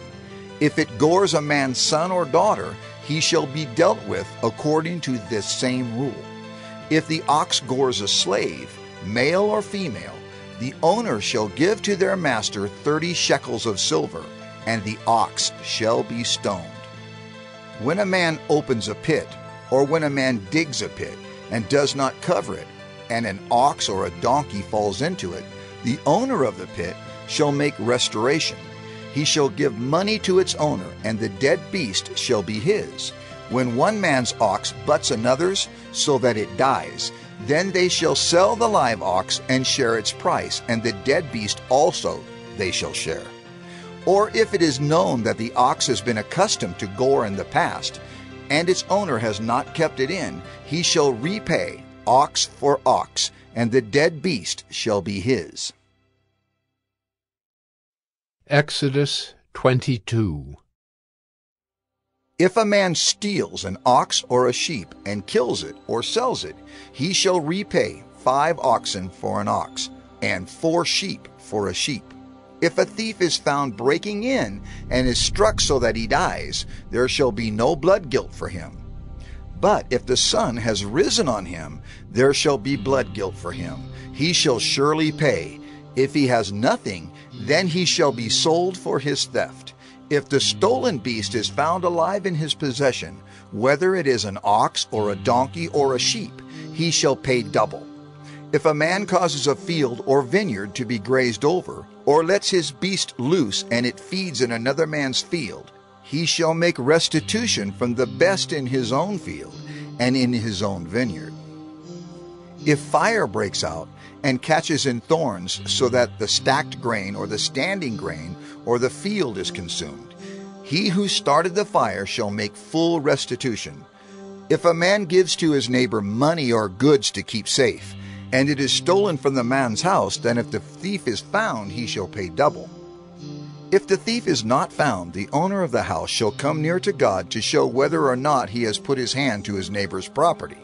For every breach of trust, whether it is for an ox, for a donkey, for a sheep, for a cloak, or for any kind of lost thing, of which one says, "This is it," the case of both parties shall come before God. The one whom God condemns shall pay double to his neighbor. If a man gives to his neighbor a donkey or an ox or a sheep or any beast to keep safe, and it dies or is injured, or is driven away without anyone seeing it, an oath by the Lord shall be between them both, to see whether or not he has put his hand to his neighbor's property. The owner shall accept the oath, and he shall not make restitution. But if it is stolen from him, he shall make restitution to its owner. If it is torn by beasts, let him bring it as evidence. He shall not make restitution for what has been torn. If a man borrows anything of his neighbor, and it is injured or dies, the owner not being with it, he shall make full restitution. If the owner was with it, he shall not make restitution. If it was hired, it came for its hiring fee. If a man seduces a virgin who was not betrothed and lies with her, he shall give the bride price for her and make her his wife. If her father utterly refuses to give her to him, he shall pay money equal to the bride price for virgins. You shall not permit a sorceress to live. Whoever lies with an animal shall be put to death. Whoever sacrifices to any god other than the Lord alone shall be devoted to destruction. You shall not wrong a sojourner or oppress him, for you were sojourners in the land of Egypt. You shall not mistreat any widow or fatherless child. If you do mistreat them, and they cry out to me, I will surely hear their cry, and my wrath will burn, and I will kill you with the sword, and your wives shall become widows, and your children fatherless. If you lend money to any of my people with you who is poor, you shall not be like a moneylender to him, and you shall not exact interest from him. If ever you take your neighbor's cloak in pledge, you shall return it to him before the sun goes down, for that is his only covering, and it is his cloak for his body. In what else shall he sleep? And if he cries to me, I will hear, for I am compassionate. You shall not revile God, nor curse a ruler of your people. You shall not delay to offer from the fullness of your harvest, and from the outflow of your presses. The firstborn of your sons you shall give to me. You shall do the same with your oxen and with your sheep. 7 days it shall be with its mother. On the 8th day you shall give it to me. You shall be consecrated to me. Therefore you shall not eat any flesh that is torn by beasts in the field. You shall throw it to the dogs. Exodus 23. You shall not spread a false report. You shall not join hands with a wicked man to be a malicious witness. You shall not fall in with the many to do evil, nor shall you bear witness in a lawsuit, siding with the many, so as to pervert justice. Nor shall you be partial to a poor man in his lawsuit. If you meet your enemy's ox or his donkey going astray, you shall bring it back to him. If you see the donkey of one who hates you lying down under its burden, you shall refrain from leaving him with it. You shall rescue it with him. You shall not pervert the justice due to your poor in his lawsuit. Keep far from a false charge, and do not kill the innocent and righteous, for I will not acquit the wicked. And you shall take no bribe, for a bribe blinds the clear-sighted and subverts the cause of those who are in the right. You shall not oppress a sojourner. You know the heart of a sojourner, for you were sojourners in the land of Egypt. For 6 years you shall sow your land and gather in its yield. But the 7th year you shall let it rest and lie fallow. that the poor of your people may eat, and what they leave the beast of the field may eat. You shall do likewise with your vineyard and with your olive orchard. 6 days you shall do your work, but on the 7th day you shall rest, that your ox and your donkey may have rest, and the son of your servant woman and the alien may be refreshed. Pay attention to all that I have said to you, and make no mention of the names of other gods, nor let it be heard on your lips. 3 times in the year you shall keep a feast to me. You shall keep the feast of unleavened bread. As I commanded you, you shall eat unleavened bread for 7 days at the appointed time in the month of Abib. For in it you came out of Egypt. None shall appear before me empty-handed. You shall keep the feast of harvest, of the first fruits of your labor, of what you sow in the field. You shall keep the feast of ingathering at the end of the year, when you gather in from the field the fruit of your labor. 3 times in the year shall all your males appear before the Lord God. You shall not offer the blood of my sacrifice with anything leavened, or let the fat of my feast remain until the morning. The best of the firstfruits of your ground you shall bring into the house of the Lord your God. You shall not boil a young goat in its mother's milk. Behold, I send an angel before you to guard you on the way and to bring you to the place that I have prepared. Pay careful attention to him and obey his voice. Do not rebel against him, for he will not pardon your transgression, for my name is in him. But if you carefully obey his voice and do all that I say, then I will be an enemy to your enemies and an adversary to your adversaries. When my angel goes before you and brings you to the Amorites, and the Hittites, and the Perizzites, and the Canaanites, the Hivites, and the Jebusites, and I blot them out, you shall not bow down to their gods nor serve them, nor do as they do, but you shall utterly overthrow them and break their pillars in pieces. You shall serve the Lord your God, and he will bless your bread and your water. And I will take sickness away from among you. None shall miscarry or be barren in your land.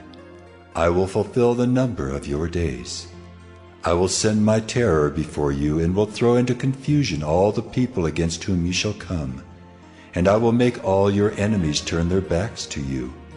And I will send hornets before you, which shall drive out the Hivites, the Canaanites, and the Hittites from before you.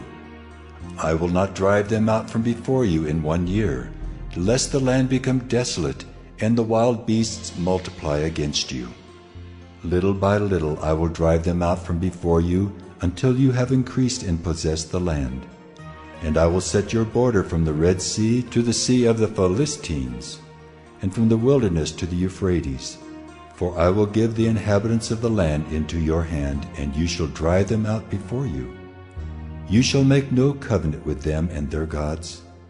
They shall not dwell in your land, lest they make you sin against me. For if you serve their gods, it will surely be a snare to you. Exodus 24. Then he said to Moses, Come up to the Lord, you and Aaron, Nadab and Abihu, and 70 of the elders of Israel, and worship from afar. Moses alone shall come near to the Lord, but the others shall not come near, and the people shall not come up with him. Moses came and told the people all the words of the Lord and all the rules. And all the people answered with one voice and said, All the words that the Lord has spoken we will do. And Moses wrote down all the words of the Lord. He rose early in the morning and built an altar at the foot of the mountain, and 12 pillars according to the 12 tribes of Israel. And he sent young men of the people of Israel, who offered burnt offerings and sacrificed peace offerings of oxen to the Lord. And Moses took half of the blood and put it in basins, and half of the blood he threw against the altar. Then he took the book of the covenant and read it in the hearing of the people.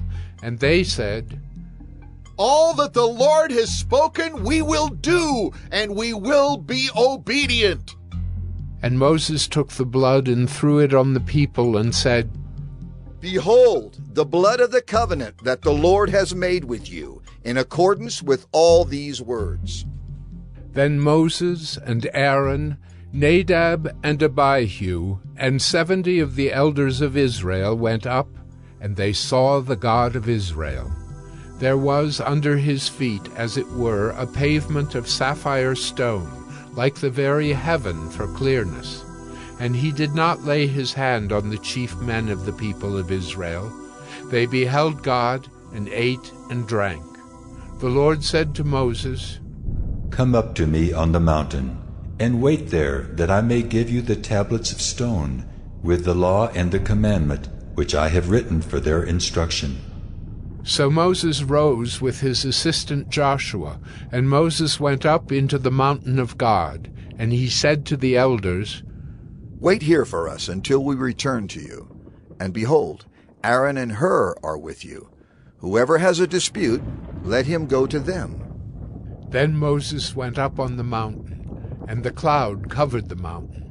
The glory of the Lord dwelt on Mount Sinai, and the cloud covered it 6 days. And on the 7th day he called to Moses out of the midst of the cloud.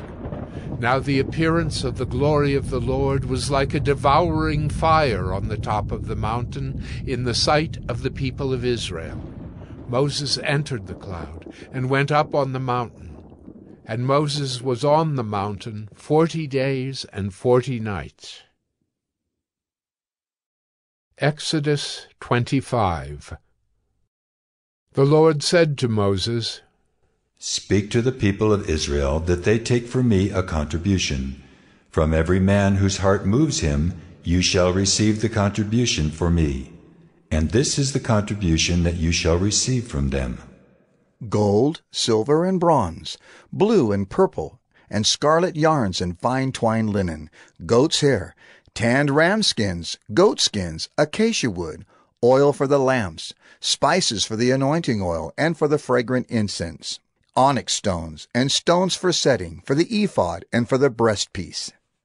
And let them make me a sanctuary that I may dwell in their midst, exactly as I show you concerning the pattern of the tabernacle, and of all its furniture, so you shall make it. They shall make an ark of acacia wood.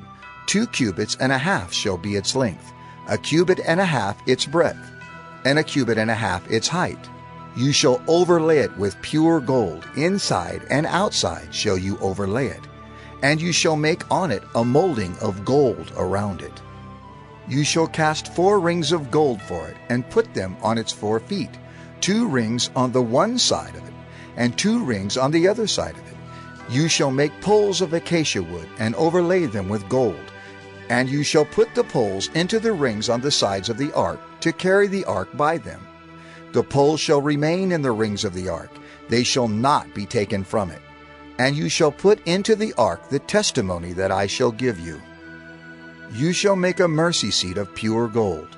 2 cubits and a half shall be its length, and 1 cubit and a half its breadth.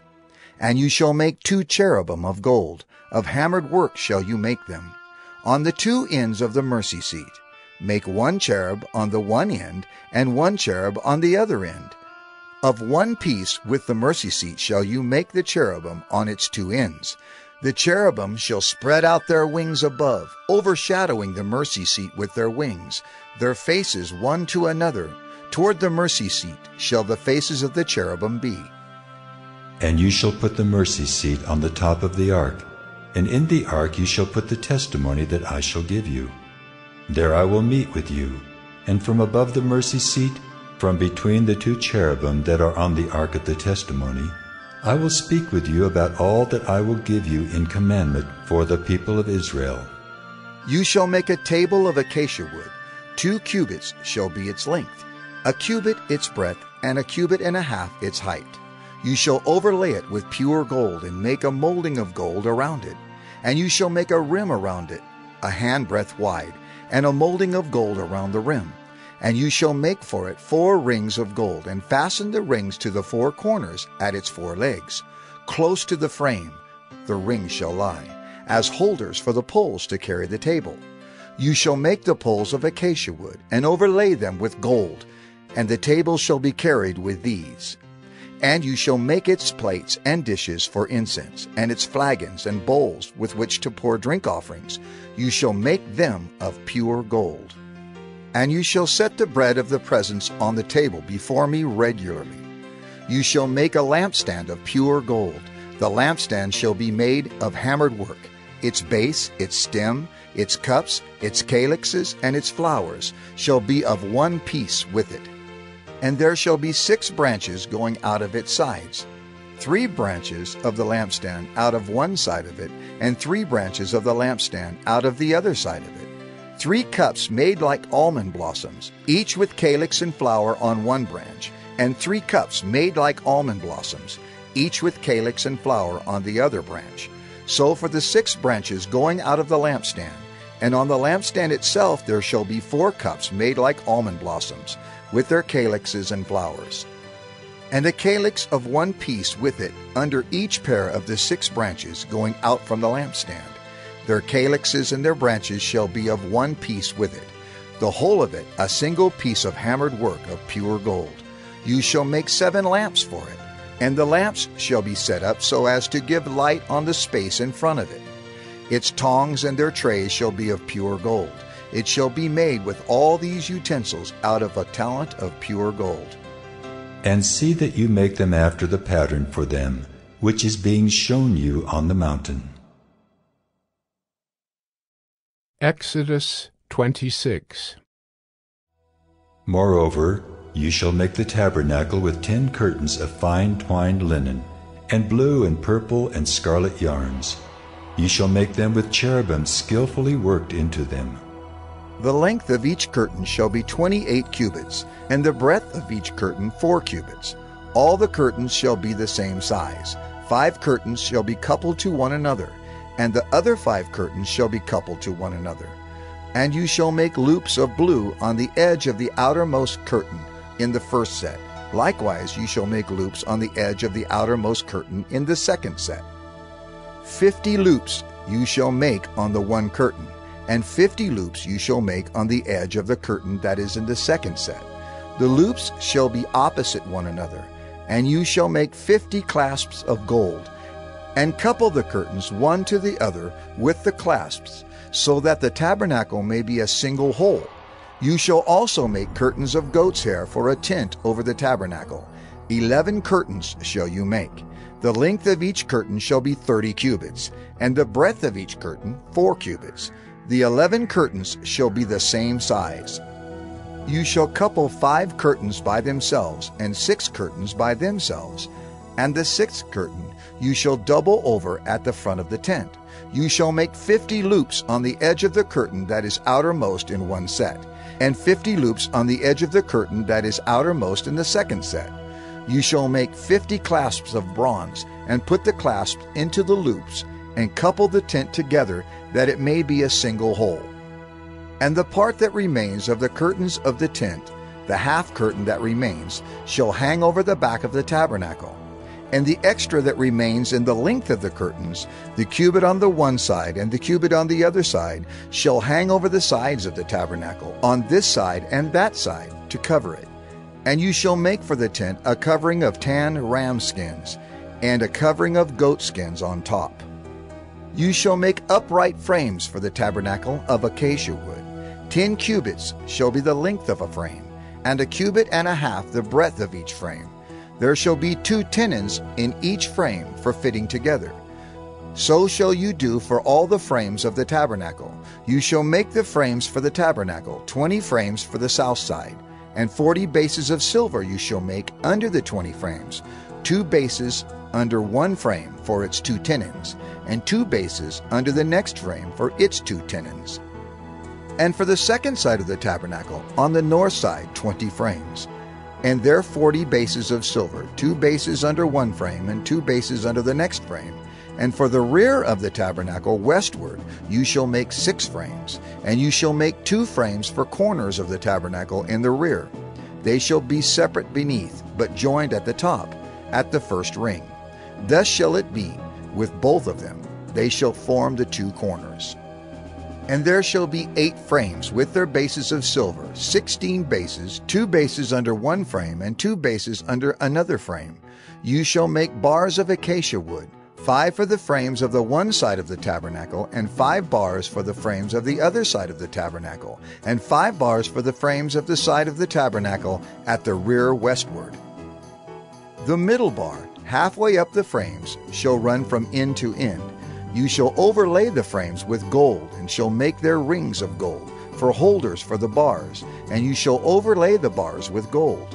Then you shall erect the tabernacle according to the plan for it that you were shown on the mountain. And you shall make a veil of blue and purple and scarlet yarns, and fine twined linen. It shall be made with cherubim, skillfully worked into it. And you shall hang it on 4 pillars of acacia, overlaid with gold, with hooks of gold, on 4 bases of silver. And you shall hang the veil from the clasps, and bring the ark of the testimony in there within the veil. And the veil shall separate for you the holy place from the most holy. You shall put the mercy seat on the ark of the testimony in the most holy place. And you shall set the table outside the veil, and the lampstand on the south side of the tabernacle opposite the table. And you shall put the table on the north side. You shall make a screen for the entrance of the tent, of blue and purple and scarlet yarns and fine twined linen, embroidered with needlework. And you shall make for the screen 5 pillars of acacia, and overlay them with gold. Their hooks shall be of gold, and you shall cast 5 bases of bronze for them. Exodus 27. You shall make the altar of acacia wood, 5 cubits long and 5 cubits broad. The altar shall be square, and its height shall be 3 cubits. And you shall make horns for it on its 4 corners. Its horns shall be of one piece with it, and you shall overlay it with bronze. You shall make pots for it to receive its ashes, and shovels and basins, and forks and fire pans. You shall make all its utensils of bronze. You shall also make for it a grating, a network of bronze, and on the net you shall make 4 bronze rings at its 4 corners. And you shall set it under the ledge of the altar, so that the net extends halfway down the altar. And you shall make poles for the altar, poles of acacia wood, and overlay them with bronze. And the poles shall be put through the rings, so that the poles are on the 2 sides of the altar when it is carried. You shall make it hollow with boards, as it has been shown you on the mountain. So shall it be made. You shall make the court of the tabernacle. On the south side the court shall have hangings of fine twined linen, 100 cubits long for one side. Its 20 pillars and their 20 bases shall be of bronze, but the hooks of the pillars and their fillets shall be of silver. And likewise for its length on the north side there shall be hangings, 100 cubits long, its pillars 20, and their bases 20, of bronze. But the hooks of the pillars and their fillets shall be of silver. And for the breadth of the court on the west side there shall be hangings for 50 cubits, with 10 pillars and 10 bases. The breadth of the court on the front to the east shall be 50 cubits. The hangings for the one side of the gate shall be 15 cubits, with their 3 pillars and 3 bases. On the other side the hangings shall be 15 cubits, with their 3 pillars and 3 bases. For the gate of the court there shall be a screen 20 cubits long, of blue and purple and scarlet yarns and fine twined linen, embroidered with needlework. It shall have 4 pillars, and with them 4 bases. All the pillars around the court shall be filleted with silver. Their hooks shall be of silver, and their bases of bronze. The length of the court shall be 100 cubits, the breadth 50, and the height 5 cubits, with hangings of fine twined linen and bases of bronze. All the utensils of the tabernacle for every use, and all its pegs and all the pegs of the court shall be of bronze. You shall command the people of Israel that they bring to you pure beaten olive oil for the light, that a lamp may regularly be set up to burn. In the tent of meeting, outside the veil that is before the testimony, Aaron and his sons shall tend it from evening to morning before the Lord. It shall be a statute forever to be observed throughout their generations by the people of Israel. Exodus 28. Then bring near to you Aaron your brother and his sons with him, from among the people of Israel, to serve me as priests. Aaron and Aaron's sons, Nadab and Abihu, Eleazar and Ithamar. And you shall make holy garments for Aaron your brother, for glory and for beauty. You shall speak to all the skillful whom I have filled with the spirit of skill, that they make Aaron's garments to consecrate him for my priesthood. These are the garments that they shall make: a breastpiece, an ephod, a robe, a coat of checkerwork, a turban, and a sash. They shall make holy garments for Aaron your brother and his sons to serve me as priests. They shall receive gold, blue, and purple, and scarlet yarns, and fine twined linen. And they shall make the ephod of gold, of blue and purple and scarlet yarns, and of fine twined linen, skillfully worked. It shall have 2 shoulder pieces attached to its 2 edges, so that it may be joined together. And the skillfully woven band on it shall be made like it, and be of one piece with it, of gold, blue, and purple, and scarlet yarns, and fine twined linen.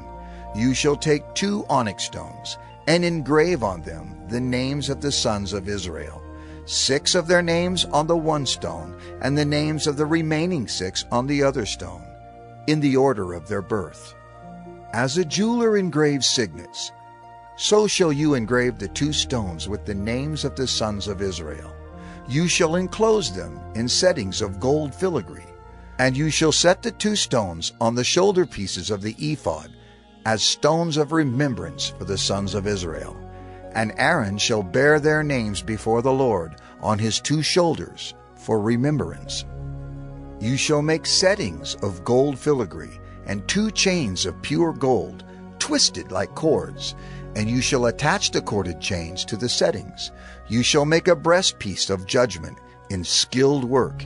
In the style of the ephod you shall make it. Of gold, blue, and purple, and scarlet yarns, and fine twined linen shall you make it. It shall be square and doubled, a span its length, and a span its breadth. You shall set in it 4 rows of stones. A row of sardius, topaz, and carbuncle shall be the first row, and the second row an emerald, a sapphire, and a diamond, and the third row a jacinth, an agate, and an amethyst, and the 4th row a beryl, an onyx, and a jasper. They shall be set in gold filigree. There shall be 12 stones with their names according to the names of the sons of Israel. They shall be like signets, each engraved with its name for the 12 tribes. You shall make for the breastpiece twisted chains like cords of pure gold. And you shall make for the breastpiece 2 rings of gold, and put the 2 rings on the 2 edges of the breastpiece. And you shall put the 2 cords of gold in the 2 rings at the edges of the breastpiece. The 2 ends of the 2 cords you shall attach to the 2 settings of filigree, and so attach it in front to the shoulder pieces of the ephod. You shall make 2 rings of gold, and put them at the 2 ends of the breastpiece, on its inside edge, next to the ephod. And you shall make 2 rings of gold, and attach them in front to the lower part of the 2 shoulder pieces of the ephod, at its seam above the skillfully woven band of the ephod. And they shall bind the breastpiece by its rings to the rings of the ephod, with a lace of blue, so that it may lie on the skillfully woven band of the ephod, so that the breastpiece shall not come loose from the ephod. So Aaron shall bear the names of the sons of Israel in the breastpiece of judgment on his heart, when he goes into the holy place, to bring them to regular remembrance before the Lord. And in the breastpiece of judgment you shall put the Urim and the Thummim, and they shall be on Aaron's heart when he goes in before the Lord. Thus Aaron shall bear the judgment of the people of Israel on his heart before the Lord regularly.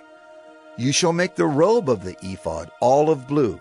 It shall have an opening for the head in the middle of it, with a woven binding around the opening, like the opening in a garment, so that it may not tear. On its hem you shall make pomegranates of blue and purple and scarlet yarns around its hem, with bells of gold between them.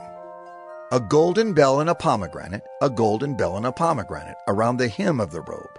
And it shall be on Aaron when he ministers, and its sound shall be heard when he goes into the holy place before the Lord, and when he comes out, so that he does not die.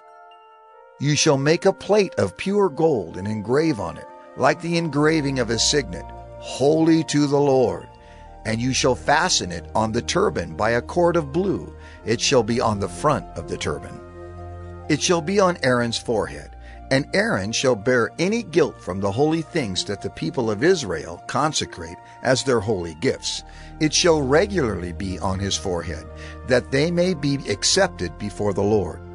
You shall weave the coat in checkerwork of fine linen, and you shall make a turban of fine linen, and you shall make a sash embroidered with needlework. For Aaron's sons you shall make coats and sashes and caps. You shall make them for glory and beauty. And you shall put them on Aaron your brother, and on his sons with him, and shall anoint them, and ordain them, and consecrate them, that they may serve me as priests. You shall make for them linen undergarments, to cover their naked flesh. They shall reach from the hips to the thighs, and they shall be on Aaron and on his sons when they go into the tent of meeting, or when they come near the altar to minister in the holy place, lest they bear guilt and die. This shall be a statute forever for him and for his offspring after him. Exodus 29.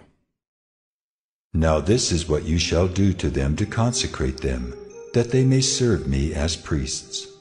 Take 1 bull of the herd and 2 rams without blemish, and unleavened bread, unleavened cakes mixed with oil, and unleavened wafers smeared with oil. You shall make them of fine wheat flour. You shall put them in 1 basket, and bring them in the basket, and bring the bull and the 2 rams. You shall bring Aaron and his sons to the entrance of the tent of meeting, and wash them with water. Then you shall take the garments, and put on Aaron the coat, and the robe of the ephod, and the ephod and the breastpiece, and gird him with a skillfully woven band of the ephod. And you shall set the turban on his head, and put the holy crown on the turban. You shall take the anointing oil, and pour it on his head, and anoint him. Then you shall bring his sons, and put coats on them. And you shall gird Aaron and his sons with sashes, and bind caps on them. And the priesthood shall be theirs by a statute forever. Thus you shall ordain Aaron and his sons. Then you shall bring the bull before the tent of meeting. Aaron and his sons shall lay their hands on the head of the bull. Then you shall kill the bull before the Lord at the entrance of the tent of meeting, and shall take part of the blood of the bull, and put it on the horns of the altar with your finger. And the rest of the blood you shall pour out at the base of the altar. And you shall take all the fat that covers the entrails, and the long lobe of the liver, and the 2 kidneys, with the fat that is on them, and burn them on the altar. But the flesh of the bull, and its skin, and its dung, you shall burn with fire outside the camp. It is a sin offering. Then you shall take 1 of the rams, and Aaron and his sons shall lay their hands on the head of the ram. And you shall kill the ram, and shall take its blood, and throw it against the sides of the altar. Then you shall cut the ram into pieces, and wash its entrails and its legs, and put them with its pieces and its head, and burn the whole ram on the altar. It is a burnt offering to the Lord. It is a pleasing aroma, a food offering to the Lord. You shall take the other ram, and Aaron and his sons shall lay their hands on the head of the ram. And you shall kill the ram, and take part of its blood, and put it on the tip of the right ear of Aaron, and on the tips of the right ears of his sons, and on the thumbs of their right hands, and on the great toes of their right feet, and throw the rest of the blood against the sides of the altar. Then you shall take part of the blood that is on the altar, and of the anointing oil, and sprinkle it on Aaron and his garments, and on his sons and his sons' garments with him. He and his garments shall be holy, and his sons and his sons' garments with him. You shall also take the fat from the ram, and the fat tail, and the fat that covers the entrails, and the long lobe of the liver, and the 2 kidneys, with the fat that is on them, and the right thigh, for it is a ram of ordination, and 1 loaf of bread, and 1 cake of bread made with oil, and 1 wafer out of the basket of unleavened bread that is before the Lord. You shall put all these on the palms of Aaron, and on the palms of his sons, and wave them for a wave offering before the Lord. Then you shall take them from their hands and burn them on the altar, on top of the burnt offering, as a pleasing aroma before the Lord. It is a food offering to the Lord. You shall take the breast of the ram of Aaron's ordination, and wave it for a wave offering before the Lord, and it shall be your portion. And you shall consecrate the breast of the wave offering that is waved, and the thigh of the priest's portion that is contributed from the ram of ordination, from what was Aaron's and his sons.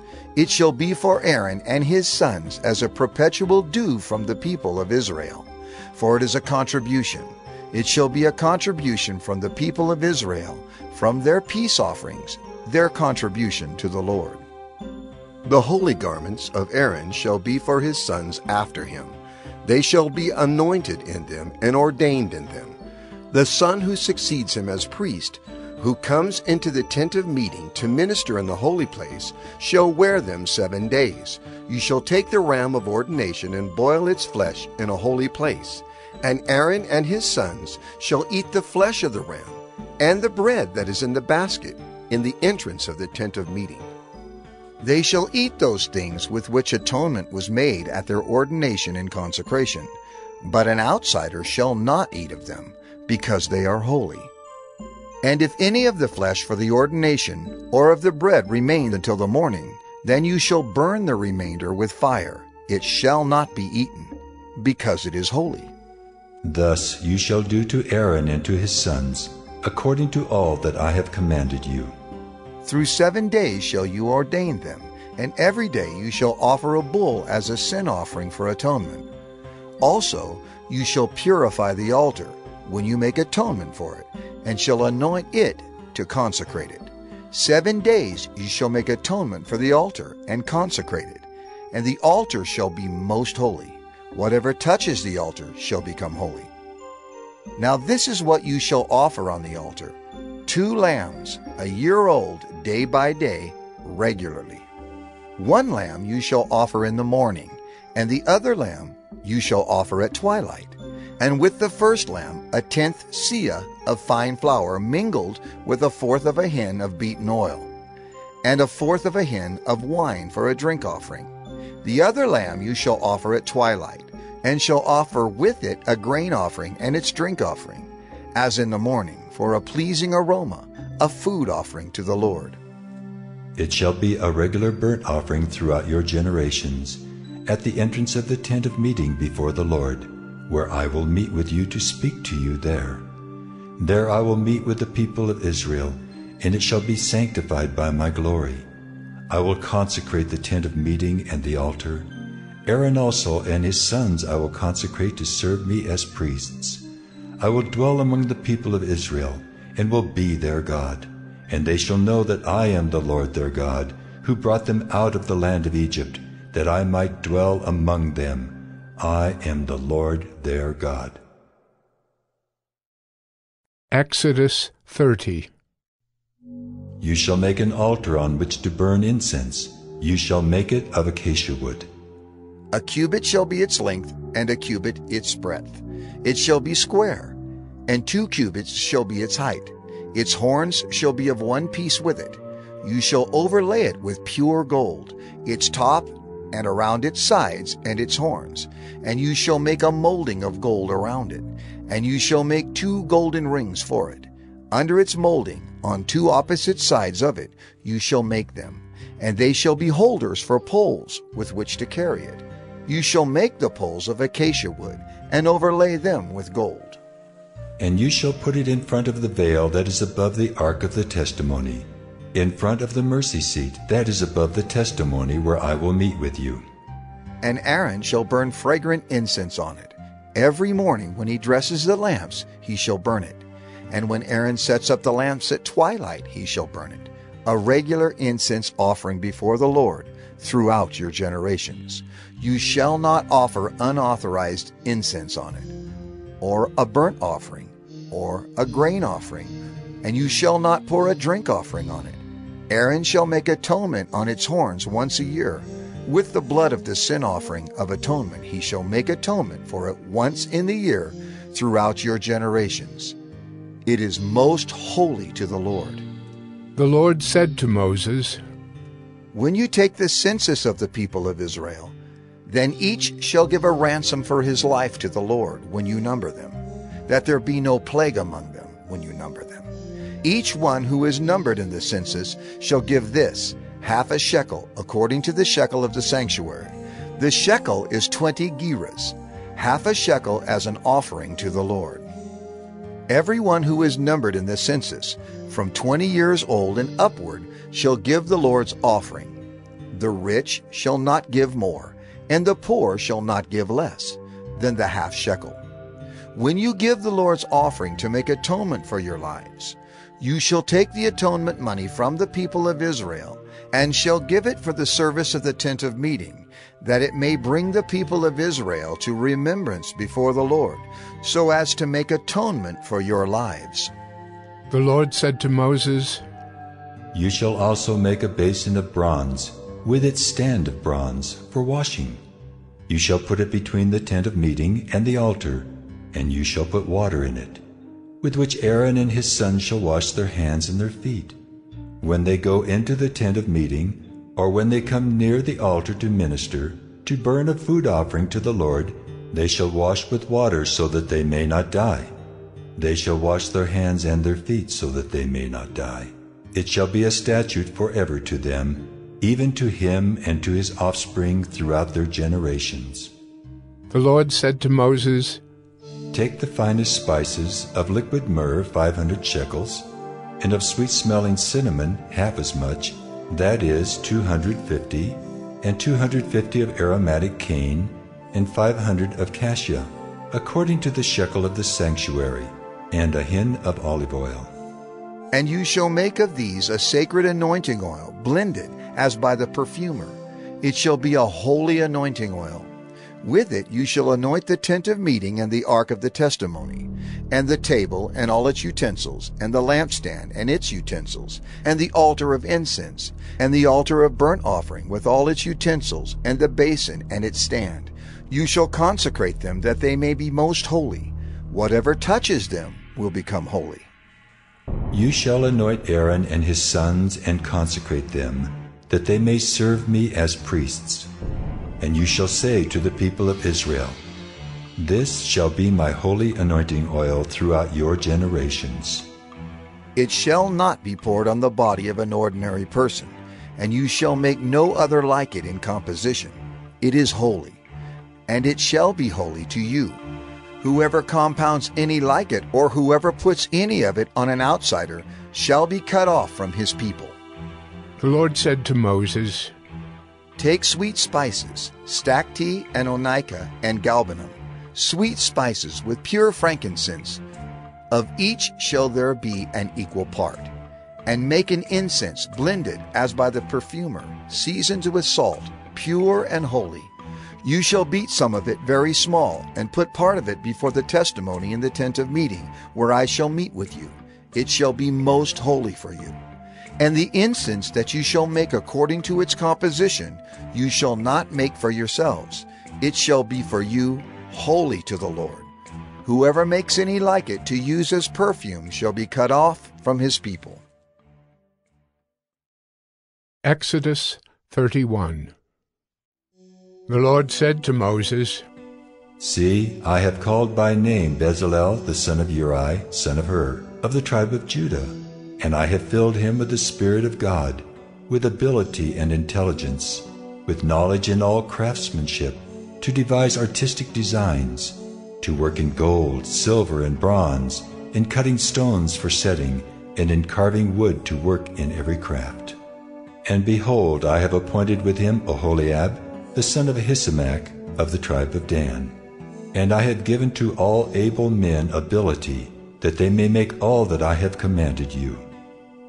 The tent of meeting and the ark of the testimony, and the mercy seat that is on it, and all the furnishings of the tent, the table and its utensils, and the pure lampstand with all its utensils, and the altar of incense, and the altar of burnt offering with all its utensils, and the basin and its stand, and the finely worked garments, the holy garments for Aaron the priest, and the garments of his sons, for their service as priests, and the anointing oil, and the fragrant incense for the holy place, according to all that I have commanded you, they shall do.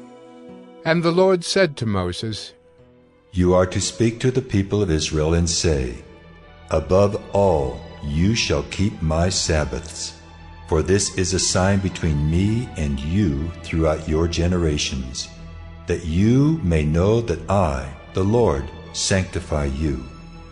You shall keep the Sabbath, because it is holy for you. Everyone who profanes it shall be put to death. Whoever does any work on it, that soul shall be cut off from among his people. 6 days shall work be done, but the 7th day is a Sabbath of solemn rest, holy to the Lord. Whoever does any work on the Sabbath day shall be put to death. Therefore the people of Israel shall keep the Sabbath, observing the Sabbath throughout their generations as a covenant forever. It is a sign forever between me and the people of Israel, that in 6 days the Lord made heaven and earth, and on the 7th day he rested and was refreshed. And he gave to Moses, when he had finished speaking with him on Mount Sinai, the 2 tablets of the testimony, tablets of stone, written with the finger of God. Exodus 32.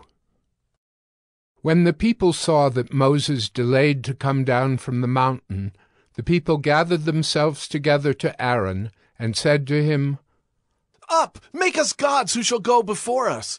As for this Moses, the man who brought us up out of the land of Egypt, we do not know what has become of him. So Aaron said to them, Take off the rings of gold that are in the ears of your wives, your sons and your daughters, and bring them to me.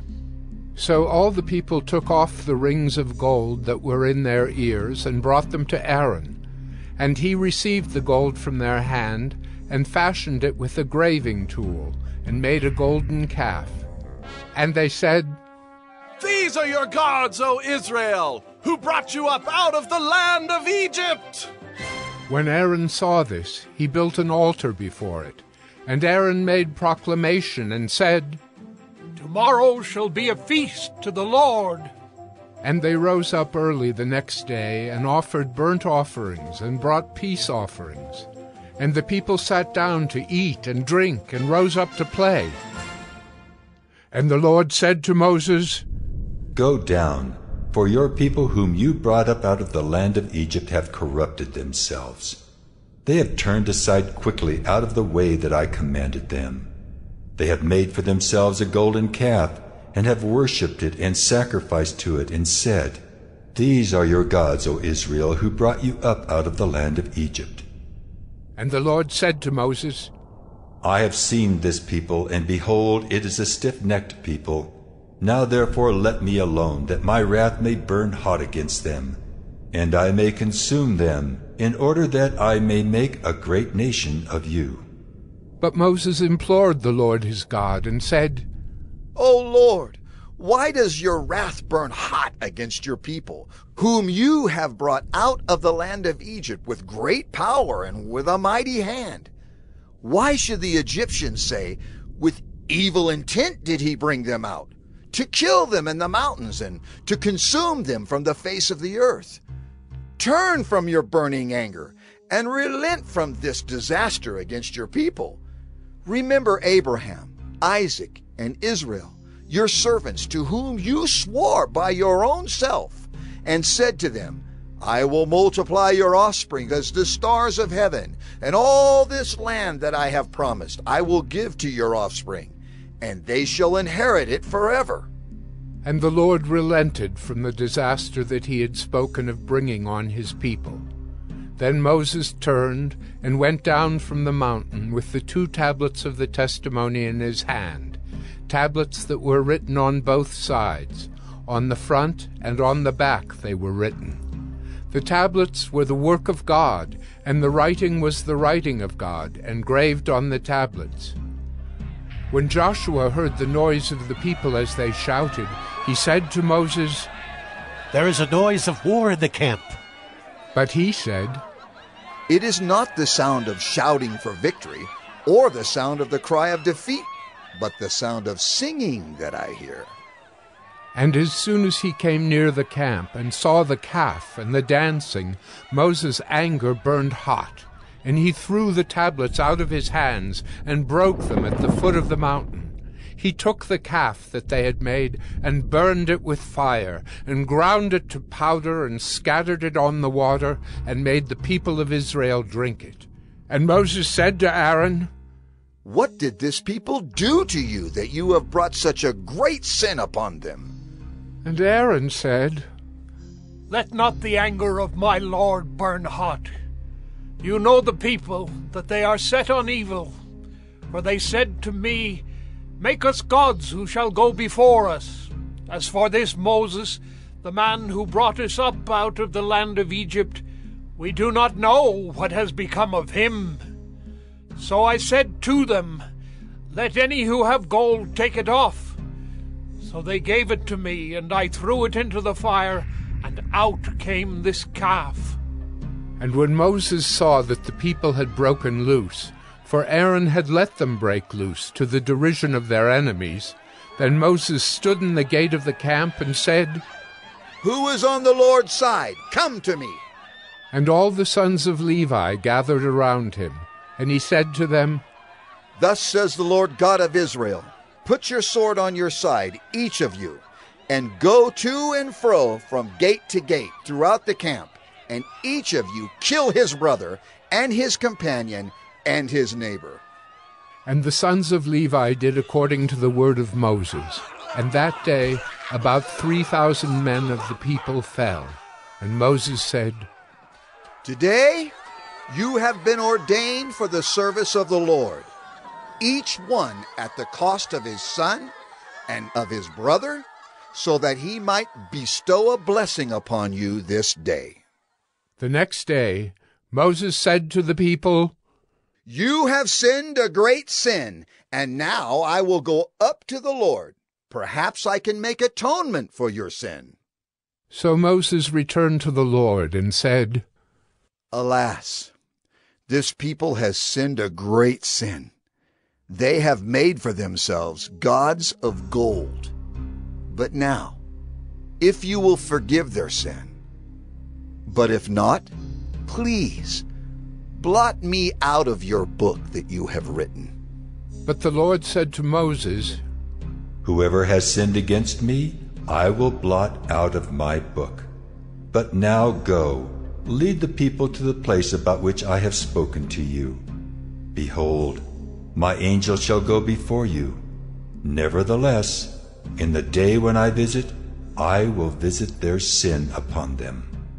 Then the Lord sent a plague on the people, because they made the calf, the one that Aaron made.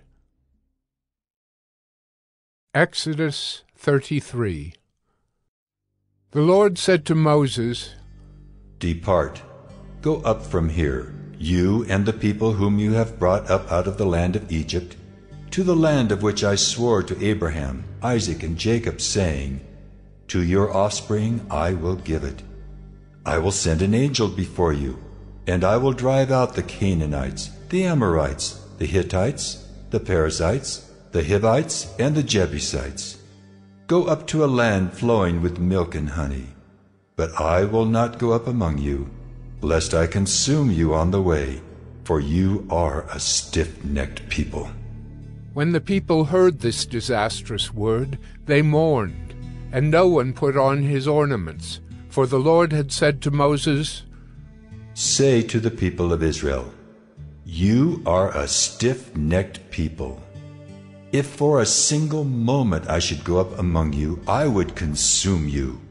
So now take off your ornaments, that I may know what to do with you.'" Therefore the people of Israel stripped themselves of their ornaments from Mount Horeb onward. Now Moses used to take the tent and pitch it outside the camp, far off from the camp, and he called it the tent of meeting. And everyone who sought the Lord would go out to the tent of meeting, which was outside the camp. Whenever Moses went out to the tent, all the people would rise up, and each would stand at his tent door and watch Moses until he had gone into the tent. When Moses entered the tent, the pillar of cloud would descend and stand at the entrance of the tent, and the Lord would speak with Moses. And when all the people saw the pillar of cloud standing at the entrance of the tent, all the people would rise up and worship, each at his tent door.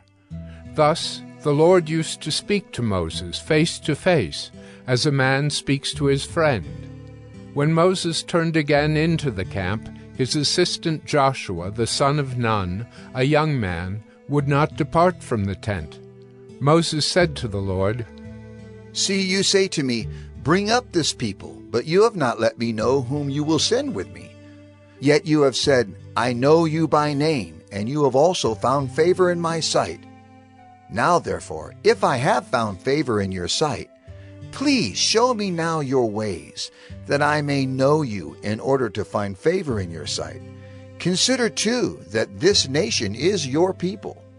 And he said, "My presence will go with you, and I will give you rest."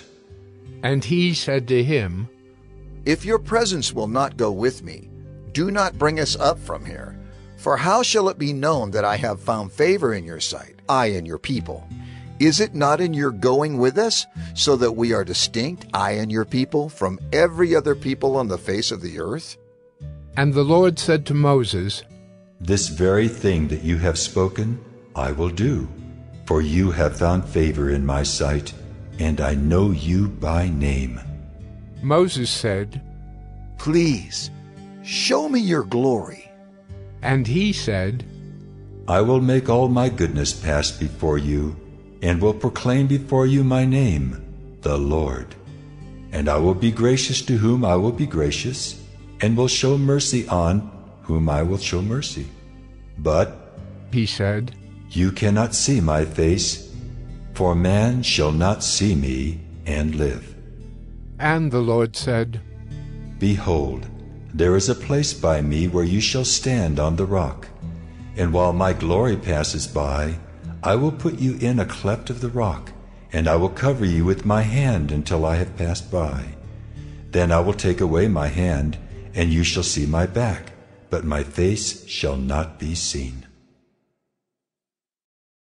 Exodus 34. The Lord said to Moses, "Cut for yourself 2 tablets of stone like the first, and I will write on the tablets the words that were on the first tablets, which you broke. Be ready by the morning, and come up in the morning to Mount Sinai, and present yourself there to me on the top of the mountain. No one shall come up with you, and let no one be seen throughout all the mountain. Let no flocks or herds graze opposite that mountain." So Moses cut 2 tablets of stone like the first, and he rose early in the morning and went up on Mount Sinai as the Lord had commanded him, and took in his hand 2 tablets of stone. The Lord descended in the cloud and stood with him there, and proclaimed the name of the Lord. The Lord passed before him and proclaimed, the Lord, a God merciful and gracious, slow to anger, and abounding in steadfast love and faithfulness, keeping steadfast love for thousands, forgiving iniquity and transgression and sin, but who will by no means clear the guilty, visiting the iniquity of the fathers on the children, and the children's children to the 3rd and the 4th generation." And Moses quickly bowed his head toward the earth and worshipped. And he said, "If now I have found favor in your sight, O Lord, please let the Lord go in the midst of us, for it is a stiff-necked people, and pardon our iniquity and our sin, and take us for your inheritance." And he said, "Behold, I am making a covenant. Before all your people I will do marvels, such as have not been created in all the earth or in any nation. And all the people among whom you are shall see the work of the Lord, for it is an awesome thing that I will do with you. Observe what I command you this day. Behold, I will drive out before you the Amorites, the Canaanites, the Hittites, the Perizzites, the Hivites, and the Jebusites. Take care, lest you make a covenant with the inhabitants of the land to which you go, lest it become a snare in your midst. You shall tear down their altars and break their pillars and cut down their Asherim.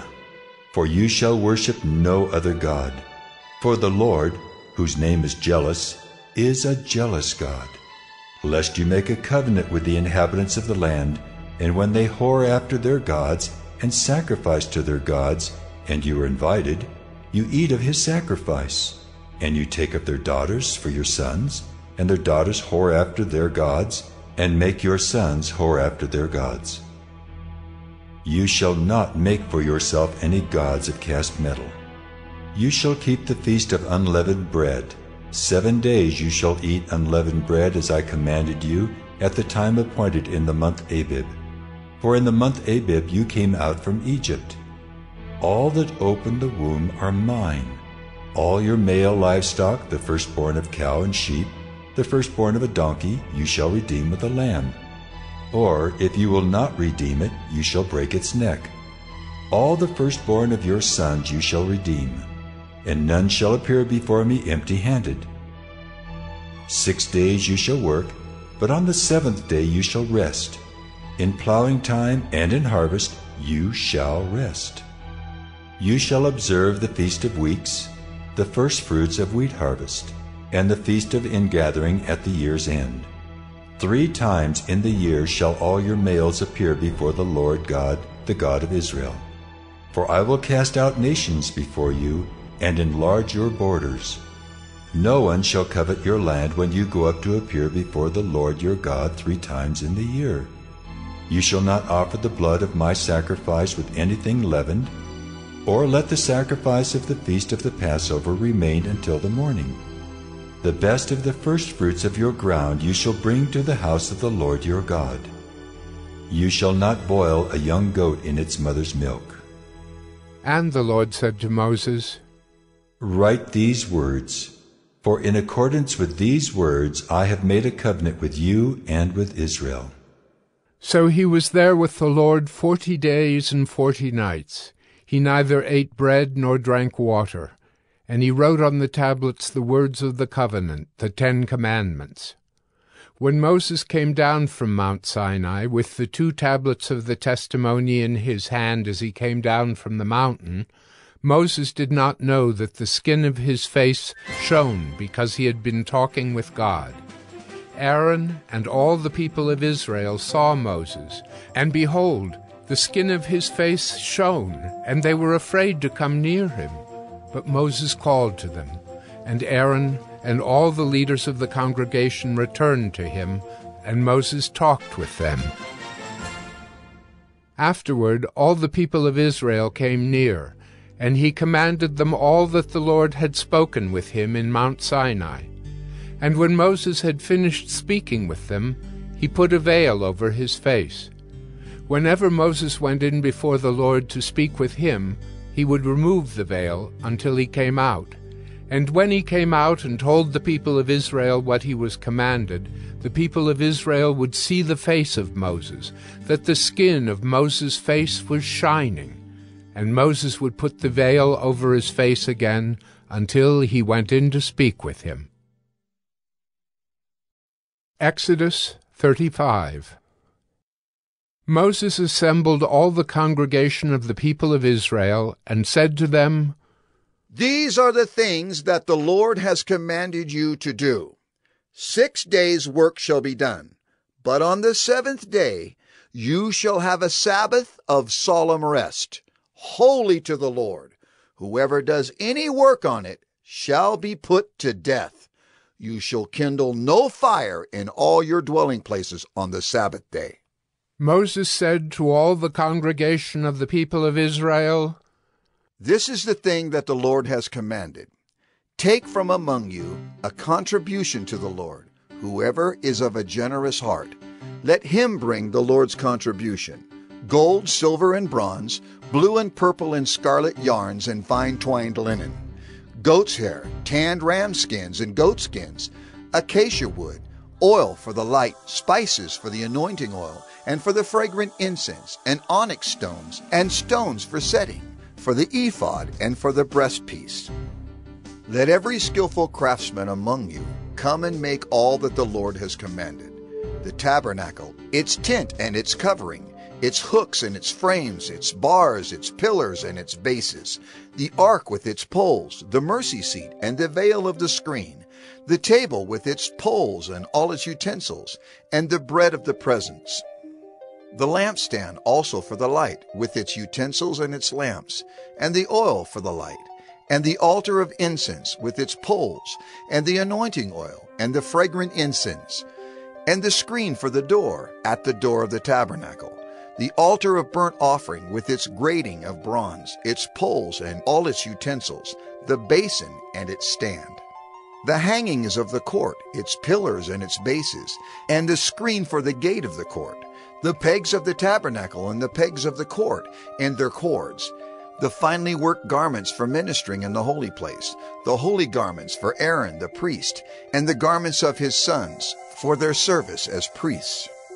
Then all the congregation of the people of Israel departed from the presence of Moses, and they came, everyone whose heart stirred him, and everyone whose spirit moved him, and brought the Lord's contribution to be used for the tent of meeting, and for all its service, and for the holy garments.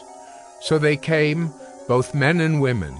All who were of a willing heart brought brooches and earrings and signet rings and armlets, all sorts of gold objects, every man dedicating an offering of gold to the Lord.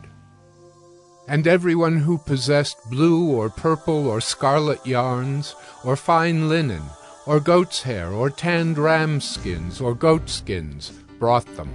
Everyone who could make a contribution of silver or bronze brought it as the Lord's contribution. And everyone who possessed acacia wood of any use in the work brought it. And every skillful woman spun with her hands, and they all brought what they had spun in blue and purple and scarlet yarns and fine twined linen. All the women whose hearts stirred them to use their skill spun the goat's hair. And the leaders brought onyx stones and stones to be set for the ephod and for the breastpiece, and spices and oil for the light, and for the anointing oil, and for the fragrant incense. All the men and women, the people of Israel, whose heart moved them to bring anything for the work that the Lord had commanded by Moses to be done, brought it as a freewill offering to the Lord. Then Moses said to the people of Israel, See, the Lord has called by name Bezalel, the son of Uri, son of Hur, of the tribe of Judah, and he has filled him with the Spirit of God, with skill, with intelligence, with knowledge, and with all craftsmanship, to devise artistic designs, to work in gold and silver and bronze, in cutting stones for setting, and in carving wood, for work in every skilled craft. And he has inspired him to teach, both him and Aholiab, the son of Ahisamach, of the tribe of Dan. He has filled them with skill to do every sort of work done by an engraver, or by a designer, or by an embroiderer, in blue and purple and scarlet yarns and fine twined linen, or by a weaver, by any sort of workman or skilled designer. Exodus 36. Bezalel and Aholiab and every craftsman in whom the Lord has put skill and intelligence to know how to do any work in the construction of the sanctuary shall work in accordance with all that the Lord has commanded. And Moses called Bezalel and Aholiab and every craftsman in whose mind the Lord had put skill, everyone whose heart stirred him up to come to do the work.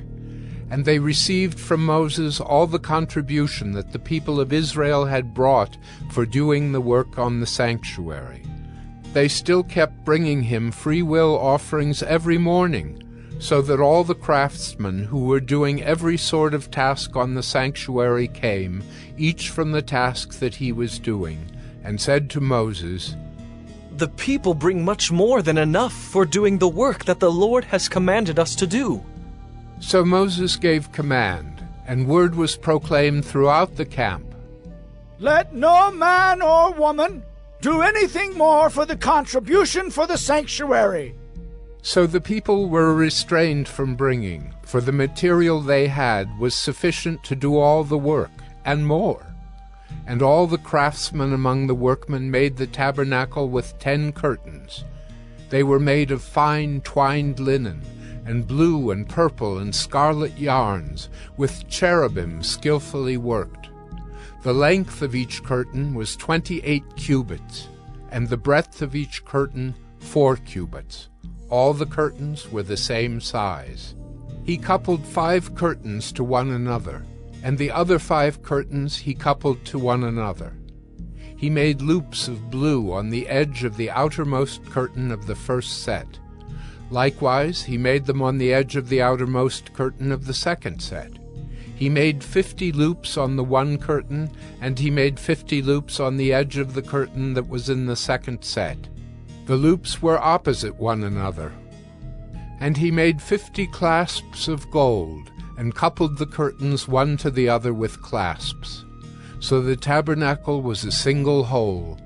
He also made curtains of goat's hair for a tent over the tabernacle. He made 11 curtains.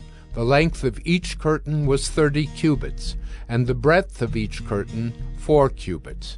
The 11 curtains were the same size. He coupled 5 curtains by themselves, and 6 curtains by themselves. And he made 50 loops on the edge of the outermost curtain of the one set, and 50 loops on the edge of the other connecting curtain. And he made 50 clasps of bronze to couple the tent together, that it might be a single whole. And he made for the tent a covering of tanned ram's skins and goat skins. Then he made the upright frames for the tabernacle of acacia wood. 10 cubits was the length of a frame, and 1.5 cubits the breadth of each frame. Each frame had 2 tenons for fitting together. He did this for all the frames of the tabernacle. The frames for the tabernacle he made thus: 20 frames for the south side, and he made 40 bases of silver under the 20 frames, 2 bases under one frame for its 2 tenons, and 2 bases under the next frame for its 2 tenons. For the second side of the tabernacle, on the north side, he made 20 frames and their 40 bases of silver, 2 bases under one frame, and 2 bases under the next frame. For the rear of the tabernacle westward, he made 6 frames. He made 2 frames for corners of the tabernacle in the rear. And they were separate beneath, but joined at the top, at the first ring. He made 2 of them this way for the 2 corners. There were 8 frames with their bases of silver, 16 bases under every frame, 2 bases.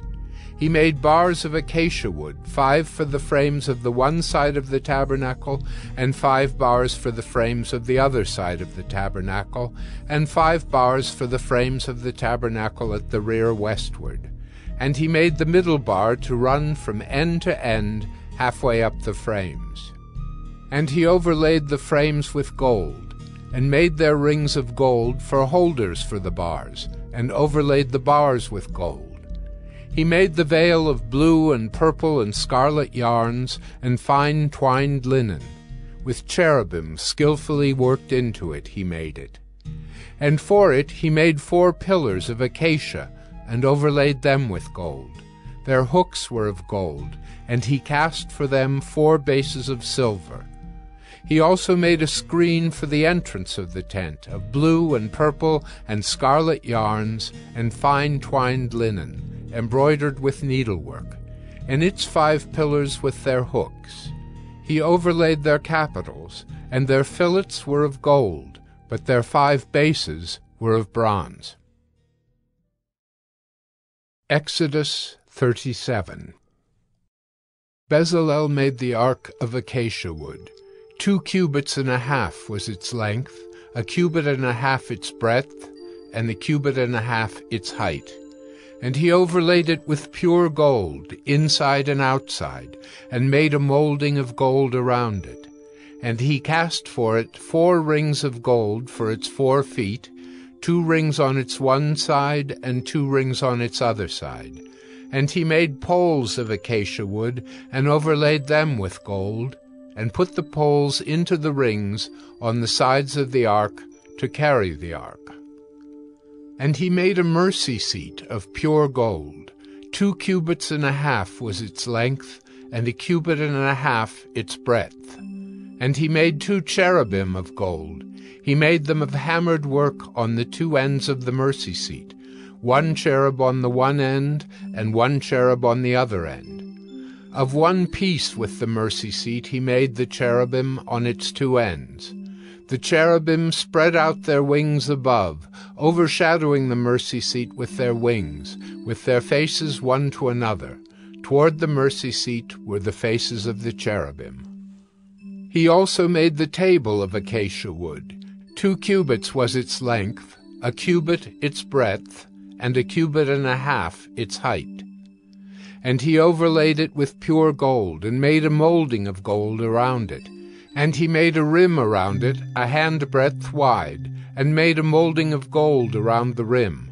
He cast for it 4 rings of gold, and fastened the rings to the 4 corners at its 4 legs. Close to the frame were the rings, as holders for the poles to carry the table. He made the poles of acacia wood to carry the table, and overlaid them with gold. And he made the vessels of pure gold that were to be on the table, its plates and dishes for incense, and its bowls and flagons with which to pour drink offerings.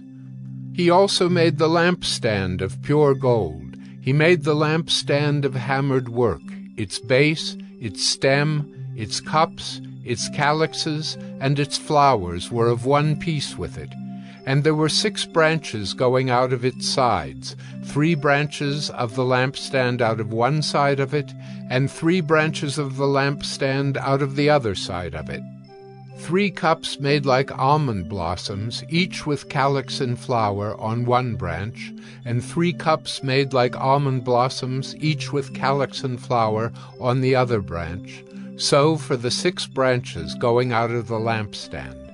And on the lampstand itself were 4 cups made like almond blossoms, with their calyxes and flowers, and a calyx of one piece with it under each pair of the 6 branches going out of it. Their calyxes and their branches were of one piece with it. The whole of it was a single piece of hammered work of pure gold. And he made it 7 lamps, and its tongs, and its trays of pure gold. He made it and all its utensils out of a talent of pure gold.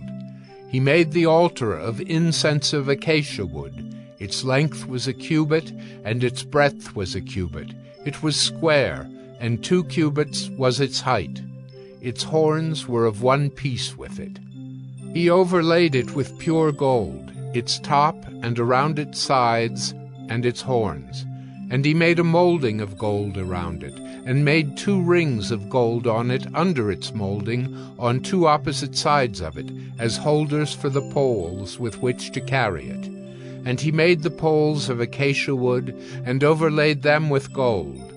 He made the holy anointing oil also, and the pure fragrant incense, blended as by the perfumer.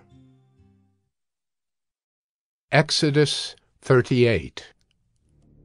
He made the altar of burnt offering of acacia wood. 5 cubits was its length, and 5 cubits its breadth.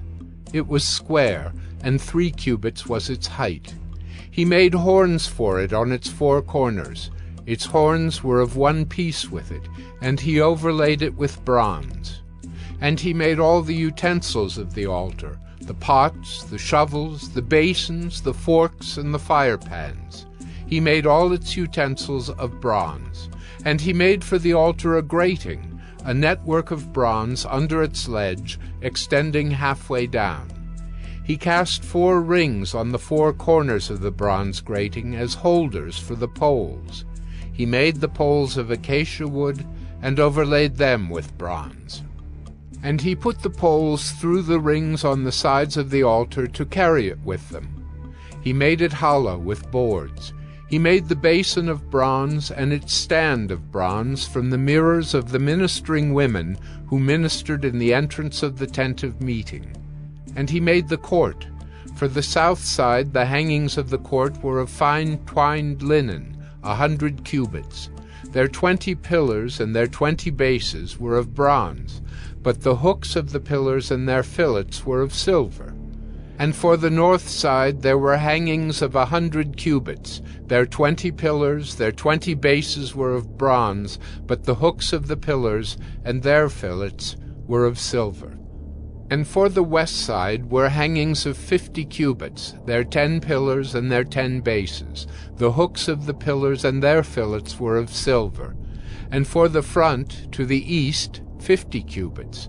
The hangings for one side of the gate were 15 cubits, with their 3 pillars and 3 bases. And so for the other side. On both sides of the gate of the court were hangings of 15 cubits, with their 3 pillars and their 3 bases. All the hangings around the court were of fine twined linen, and the bases for the pillars were of bronze, but the hooks of the pillars and their fillets were of silver. The overlaying of their capitals was also of silver, and all the pillars of the court were filleted with silver. And the screen for the gate of the court was embroidered with needlework in blue and purple and scarlet yarns and fine twined linen. It was 20 cubits long and 5 cubits high in its breadth, corresponding to the hangings of the court. And their pillars were 4 in number. Their 4 bases were of bronze, their hooks of silver, and the overlaying of their capitals and their fillets of silver. And all the pegs for the tabernacle and for the court all around were of bronze. These are the records of the tabernacle of the testimony, as they were recorded at the commandment of Moses, the responsibility of the Levites under the direction of Ithamar, the son of Aaron the priest. Bezalel, the son of Uri, son of Hur, of the tribe of Judah, made all that the Lord commanded Moses. And with him was Oholiab, the son of Ahisamach, of the tribe of Dan, an engraver and designer and embroiderer in blue and purple and scarlet yarns and fine twined linen. All the gold that was used for the work in all the construction of the sanctuary, the gold from the offering, was 29 talents, and 730 shekels by the shekel of the sanctuary. The silver from those of the congregation who were recorded was 100 talents and 1,775 shekels by the shekel of the sanctuary. A beka a head, that is, half a shekel by the shekel of the sanctuary, for everyone who was listed in the records from 20 years old and upward, for 603,550 men. The 100 talents of silver were for casting the bases of the sanctuary and the bases of the veil. 100 bases for the 100 talents, a talent a base. And of the 1,775 shekels he made hooks for the pillars, and overlaid their capitals, and made fillets for them. The bronze that was offered was 70 talents and 2,400 shekels. With it he made the bases for the entrance of the tent of meeting, the bronze altar, and the bronze grating for it, and all the utensils of the altar, the bases around the court, and the bases of the gate of the court, all the pegs of the tabernacle, and all the pegs around the court. Exodus 39. From the blue and purple and scarlet yarns they made finely woven garments for ministering in the holy place. They made the holy garments for Aaron, as the Lord had commanded Moses. He made the ephod of gold, blue and purple and scarlet yarns, and fine twined linen. And they hammered out gold leaf, and he cut it into threads, to work into the blue and purple and the scarlet yarns, and into the fine twined linen in skilled design. They made for the ephod attaching shoulder pieces, joined to it at its two edges, and the skillfully woven band on it was of one piece with it, and made like it, of gold, blue and purple and scarlet yarns, and fine twined linen, as the Lord had commanded Moses. They made the onyx stones, enclosed in settings of gold filigree, and engraved like the engravings of a signet, according to the names of the sons of Israel. And he set them on the shoulder pieces of the ephod, to be stones of remembrance for the sons of Israel, as the Lord had commanded Moses. He made the breastpiece, in skilled work, in the style of the ephod, of gold, blue and purple and scarlet yarns, and fine twined linen. It was square. They made the breastpiece doubled, a span its length, and a span its breadth, when doubled. And they set in it 4 rows of stones. A row of sardius, topaz, and carbuncle was the first row, and the second row an emerald, a sapphire, and a diamond, and the third row a jacinth, an agate, and an amethyst, and the fourth row a beryl, an onyx, and a jasper. They were enclosed in settings of gold filigree. There were 12 stones with their names, according to the names of the sons of Israel. They were like signets, each engraved with its name, for the 12 tribes. And they made on the breastpiece twisted chains like cords of pure gold. And they made 2 settings of gold filigree and 2 gold rings, and put the 2 rings on the 2 edges of the breastpiece. And they put the 2 cords of gold in the 2 rings at the edges of the breastpiece. They attached the 2 ends of the 2 cords to the 2 settings of filigree. Thus they attached it in front to the shoulder pieces of the ephod. Then they made 2 rings of gold, and put them at the 2 ends of the breastpiece, on its inside edge next to the ephod. And they made 2 rings of gold, and attached them in front to the lower part of the 2 shoulder pieces of the ephod, at its seam, above the skillfully woven band of the ephod. And they bound the breastpiece by its rings to the rings of the ephod with a lace of blue, so that it should lie on the skillfully woven band of the ephod, and that the breastpiece should not come loose from the ephod, as the Lord had commanded Moses. He also made the robe of the ephod woven all of blue, and the opening of the robe in it was like the opening in a garment, with a binding around the opening so that it might not tear. On the hem of the robe they made pomegranates of blue and purple and scarlet yarns and fine twined linen. They also made bells of pure gold, and put the bells between the pomegranates all around the hem of the robe between the pomegranates, a bell and a pomegranate, a bell and a pomegranate around the hem of the robe for ministering, as the Lord had commanded Moses.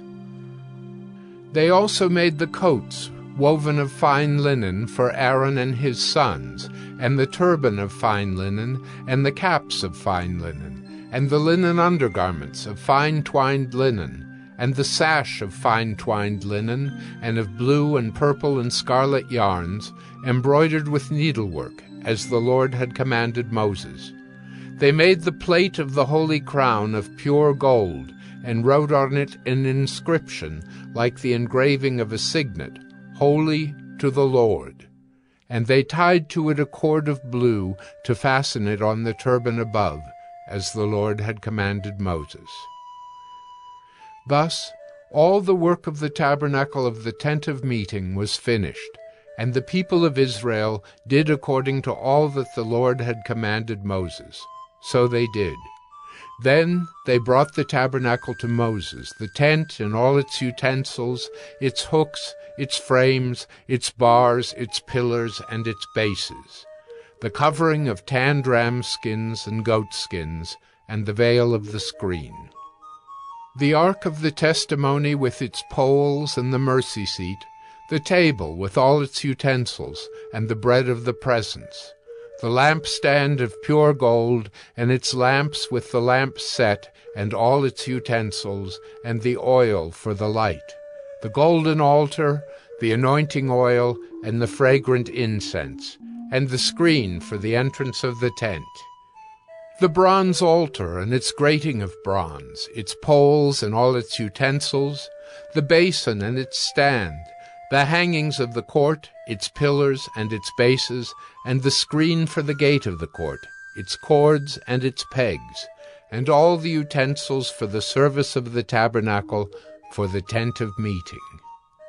The finely worked garments for ministering in the holy place, the holy garments for Aaron the priest, and the garments of his sons for their service as priests. According to all that the Lord had commanded Moses, so the people of Israel had done all the work. And Moses saw all the work, and behold, they had done it. As the Lord had commanded, so had they done it. Then Moses blessed them. Exodus 40. The Lord spoke to Moses, saying, On the first day of the first month you shall erect the tabernacle of the tent of meeting, and you shall put in it the ark of the testimony, and you shall screen the ark with the veil, and you shall bring in the table and arrange it, and you shall bring in the lampstand and set up its lamps. And you shall put the golden altar for incense before the ark of the testimony, and set up the screen for the door of the tabernacle. You shall set the altar of burnt offering before the door of the tabernacle of the tent of meeting, and place the basin between the tent of meeting and the altar, and put water in it. And you shall set up the court all around, and hang up the screen for the gate of the court. Then you shall take the anointing oil, and anoint the tabernacle and all that is in it, and consecrate it in all its furniture, so that it may become holy. You shall also anoint the altar of burnt offering, and all its utensils, and consecrate the altar, so that the altar may become most holy. You shall also anoint the basin and its stand, and consecrate it. Then you shall bring Aaron and his sons to the entrance of the tent of meeting, and shall wash them with water, and put on Aaron the holy garments. And you shall anoint him and consecrate him, that he may serve me as priest. You shall bring his sons also, and put coats on them, and anoint them as you anointed their father, that they may serve me as priests. And their anointing shall admit them to a perpetual priesthood throughout their generations. This Moses did. According to all that the Lord commanded him, so he did. In the first month in the second year, on the first day of the month, the tabernacle was erected. Moses erected the tabernacle. He laid its bases, and set up its frames, and put in its poles, and raised up its pillars. And he spread the tent over the tabernacle, and put the covering of the tent over it, as the Lord had commanded Moses. He took the testimony, and put it into the ark, and put the poles on the ark, and set the mercy seat above on the ark. And he brought the ark into the tabernacle, and set up the veil of the screen, and screened the ark of the testimony, as the Lord had commanded Moses. He put the table in the tent of meeting, on the north side of the tabernacle, outside the veil, and arranged the bread on it before the Lord, as the Lord had commanded Moses. He put the lampstand in the tent of meeting, opposite the table, on the south side of the tabernacle, and set up the lamps before the Lord, as the Lord had commanded Moses. He put the golden altar in the tent of meeting before the veil, and burned fragrant incense on it, as the Lord had commanded Moses. He put in place the screen for the door of the tabernacle, and he set the altar of burnt offering at the entrance of the tabernacle of the tent of meeting, and offered on it the burnt offering and the grain offering, as the Lord had commanded Moses. He set the basin between the tent of meeting and the altar, and put water in it for washing, with which Moses and Aaron and his sons washed their hands and their feet. When they went into the tent of meeting, and when they approached the altar, they washed, as the Lord commanded Moses. And he erected the court around the tabernacle and the altar, and set up the screen of the gate of the court. So Moses finished the work. Then the cloud covered the tent of meeting, and the glory of the Lord filled the tabernacle. And Moses was not able to enter the tent of meeting because the cloud settled on it, and the glory of the Lord filled the tabernacle. Throughout all their journeys, whenever the cloud was taken up from over the tabernacle, the people of Israel would set out. But if the cloud was not taken up, then they did not set out till the day that it was taken up. For the cloud of the Lord was on the tabernacle by day, and fire was in it by night, in the sight of all the house of Israel throughout all their journeys.